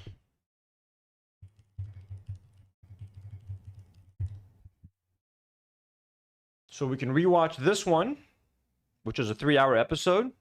We could do that on Monday. Or we can watch this, Final Leftovers, when Hasan has Ethan on. Oh, this one. Hello, can you hear me now? Oh my fucking... Look at that. Let's see.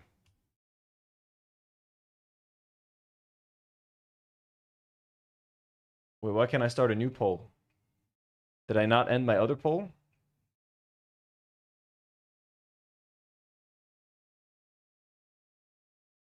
Unpinned message. Where are my polls? Okay. All right, everybody subbing. Let's go. That's great. Let's fucking go. Which one do I start with? They're not letting me start a poll. Why? Let me refresh.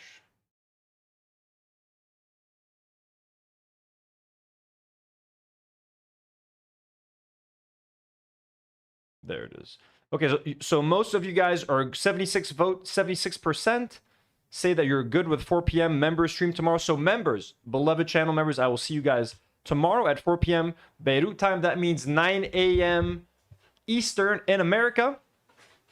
Channel members, we thank and appreciate you so much for supporting our channel. So I will see you tomorrow at 4 p.m. There we fucking go. Extra exclusive content. Let me... So you want both, right? Okay. We're going to watch both. That's it. I think one... Here, let me... I'm going to save this video. Watch later. And I'm going to save this one to watch later. Guys, we got... We're going to relive the end of this podcast. We're going to do this together because I never watched those live on stream. I saw those before I made my first H3 video, etc. I think there's a lot to learn from Ethan's final 2 episodes with Hasan. I would have even liked to rewatch their debate, but it's too much of a shit show. I just remember the trauma from that day. So we're not going to do that. But yeah, so maybe even this Sunday. It depends, depending on what my weekend looks like. But these are going to be long streams. Each of these videos is at least 3 hours long. So you have to assume those are going to be 5-hour or something live streams. They're going to be long as fuck. So Kat says going to be a bigger struggle than you think. It's going to be very tough, I think. It is. It's going to be kind of a bitch to watch these. But I think it's been a long time. It's been 2 years since they've been streamed.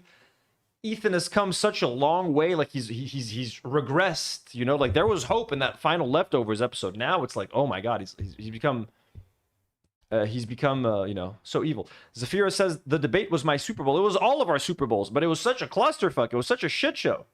That was insane.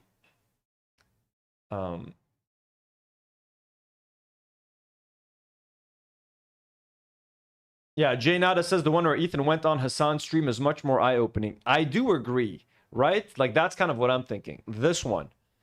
The final Leftovers. Hasan and Ethan on Israel and Palestine. The one-state versus two-state debate. Yeah, this is kind of the one I think we should watch. Can you hear me now? If I could only choose one, this is the one. Oh my fucking God. Your voice is buttery. Because the first episode ended on an amicable note. Yeah, I'm sick. It's fucked up. Horrible. Yeah. But I can't see you. Yeah, I'm trying. Obviously, there's varying degrees. 1000%. I guess overnight. It's not like. Oh, I mean, I was thinking of doing both. Should I do both? Okay, now I can start a poll. Let me see. Start a poll. Which vintage leftovers should I react to? The final ep in studio, the Zoom call, the final Zoom, or both. Start poll. Choose, my audience, choose. The poll is in. The poll is in. Which vintage leftovers episode should I react to? The final episode in studio, the final Zoom call, or both? Y'all are making me work hard with the both, huh? People are voting for both. 69% of the vote says both. Y'all want me to react for 12 hours next week? Okay. Your wish is my command, audience. I'll give you guys a bit of time to vote while I take some time to remind you guys. Thank you for tuning in to today's live stream. It was super fun. It was a little bit last minute. Caramel says, I picked too soon. I want both. You got to check with the Library of Congress first. I know, right? But don't worry. My reactions are going to be fair use, as they always are.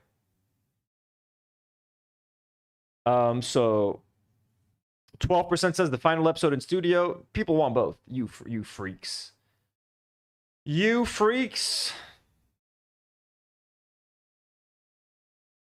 Oh, T-Talk says, I watched the final Frenemies and it was wild. I was thinking of doing that too. I remember I was telling you guys I was thinking of rewatching all the Frenemies with someone. And then we could give commentary with all of this stuff, like with all of this new context. But yeah. Okay, so I'm going to do both. Okay, we'll do both. We'll do both. So next week, I'm going to organize my time. If there's no new breaking news, and we're not going to talk about the lawsuits all the time and stuff like that, because I want to give, you know, I don't want to cover the Idubbbz and Anissa stuff too much, because I want to give them a break. I don't want to stress them out. I don't want them to see their faces on a lot of thumbnails like, oh shit, people like, I don't want them to become content. I don't want Idubbbz and Anissa to become content. So we talked about the lawsuits. We might address them on another episode of, you know, Better Left Unsaid. But for the most part, I don't want to be covering what's happening to Idubbbz and Anissa. I want them to fucking have fun and live their lives. Idubbbz knows that we have his back. He knows you guys have his back. He knows me and the Do Not Warriors have his back. So they have nothing to, whatever it is they need, they know we're just one phone call away. So nothing but love to them. Demi is not going to agree to watch Frenemies with me, guys. No way. I agree with Mauricio. I also dislike both. Like, I don't like Trisha. I'll be honest with you guys. I'm not a Trisha Paytas fan. I'm not a Trisha Paytas fan at all. Guys, thank you so much for being here today. To our members, I will see you tomorrow at 4 p.m. Beirut time, most likely. After my hike, I'll have a good time. I'll tell you guys about the hike and stuff. Thank you to everybody who came in today. Thank you to Marina for gifting a very special membership today. Marina, we very much appreciate you. Thank you for the gifted. Also, let me thank our Tea Talk with Shaw, A-Tours, Far Twain, and Polish Pusher for the super chat. So we very much appreciate you guys. I will see you guys tomorrow. I'm also going to try to film some Lego reviews that I'm going to try to post on Tino's Playroom whenever they're done editing. So look forward to some of that stuff as well. Next week, there's going to be a fun mix of mainstream of streams on this channel, some Dark Souls 2, some Lego building, some Lego news, way more content that I realistically have time to make. So yeah, we'll figure it out. Goodbye, everybody. Have a great night. Thank you, Polish Pusher, for the hike. Idubbbz claimed he only got one cease and desist. He hasn't been sued yet. That is true. He has not been sued yet. That is true. Anything but the one where Hasan called into H3. Yellow Benties, we're going to watch when Ethan called into Hasan's thing.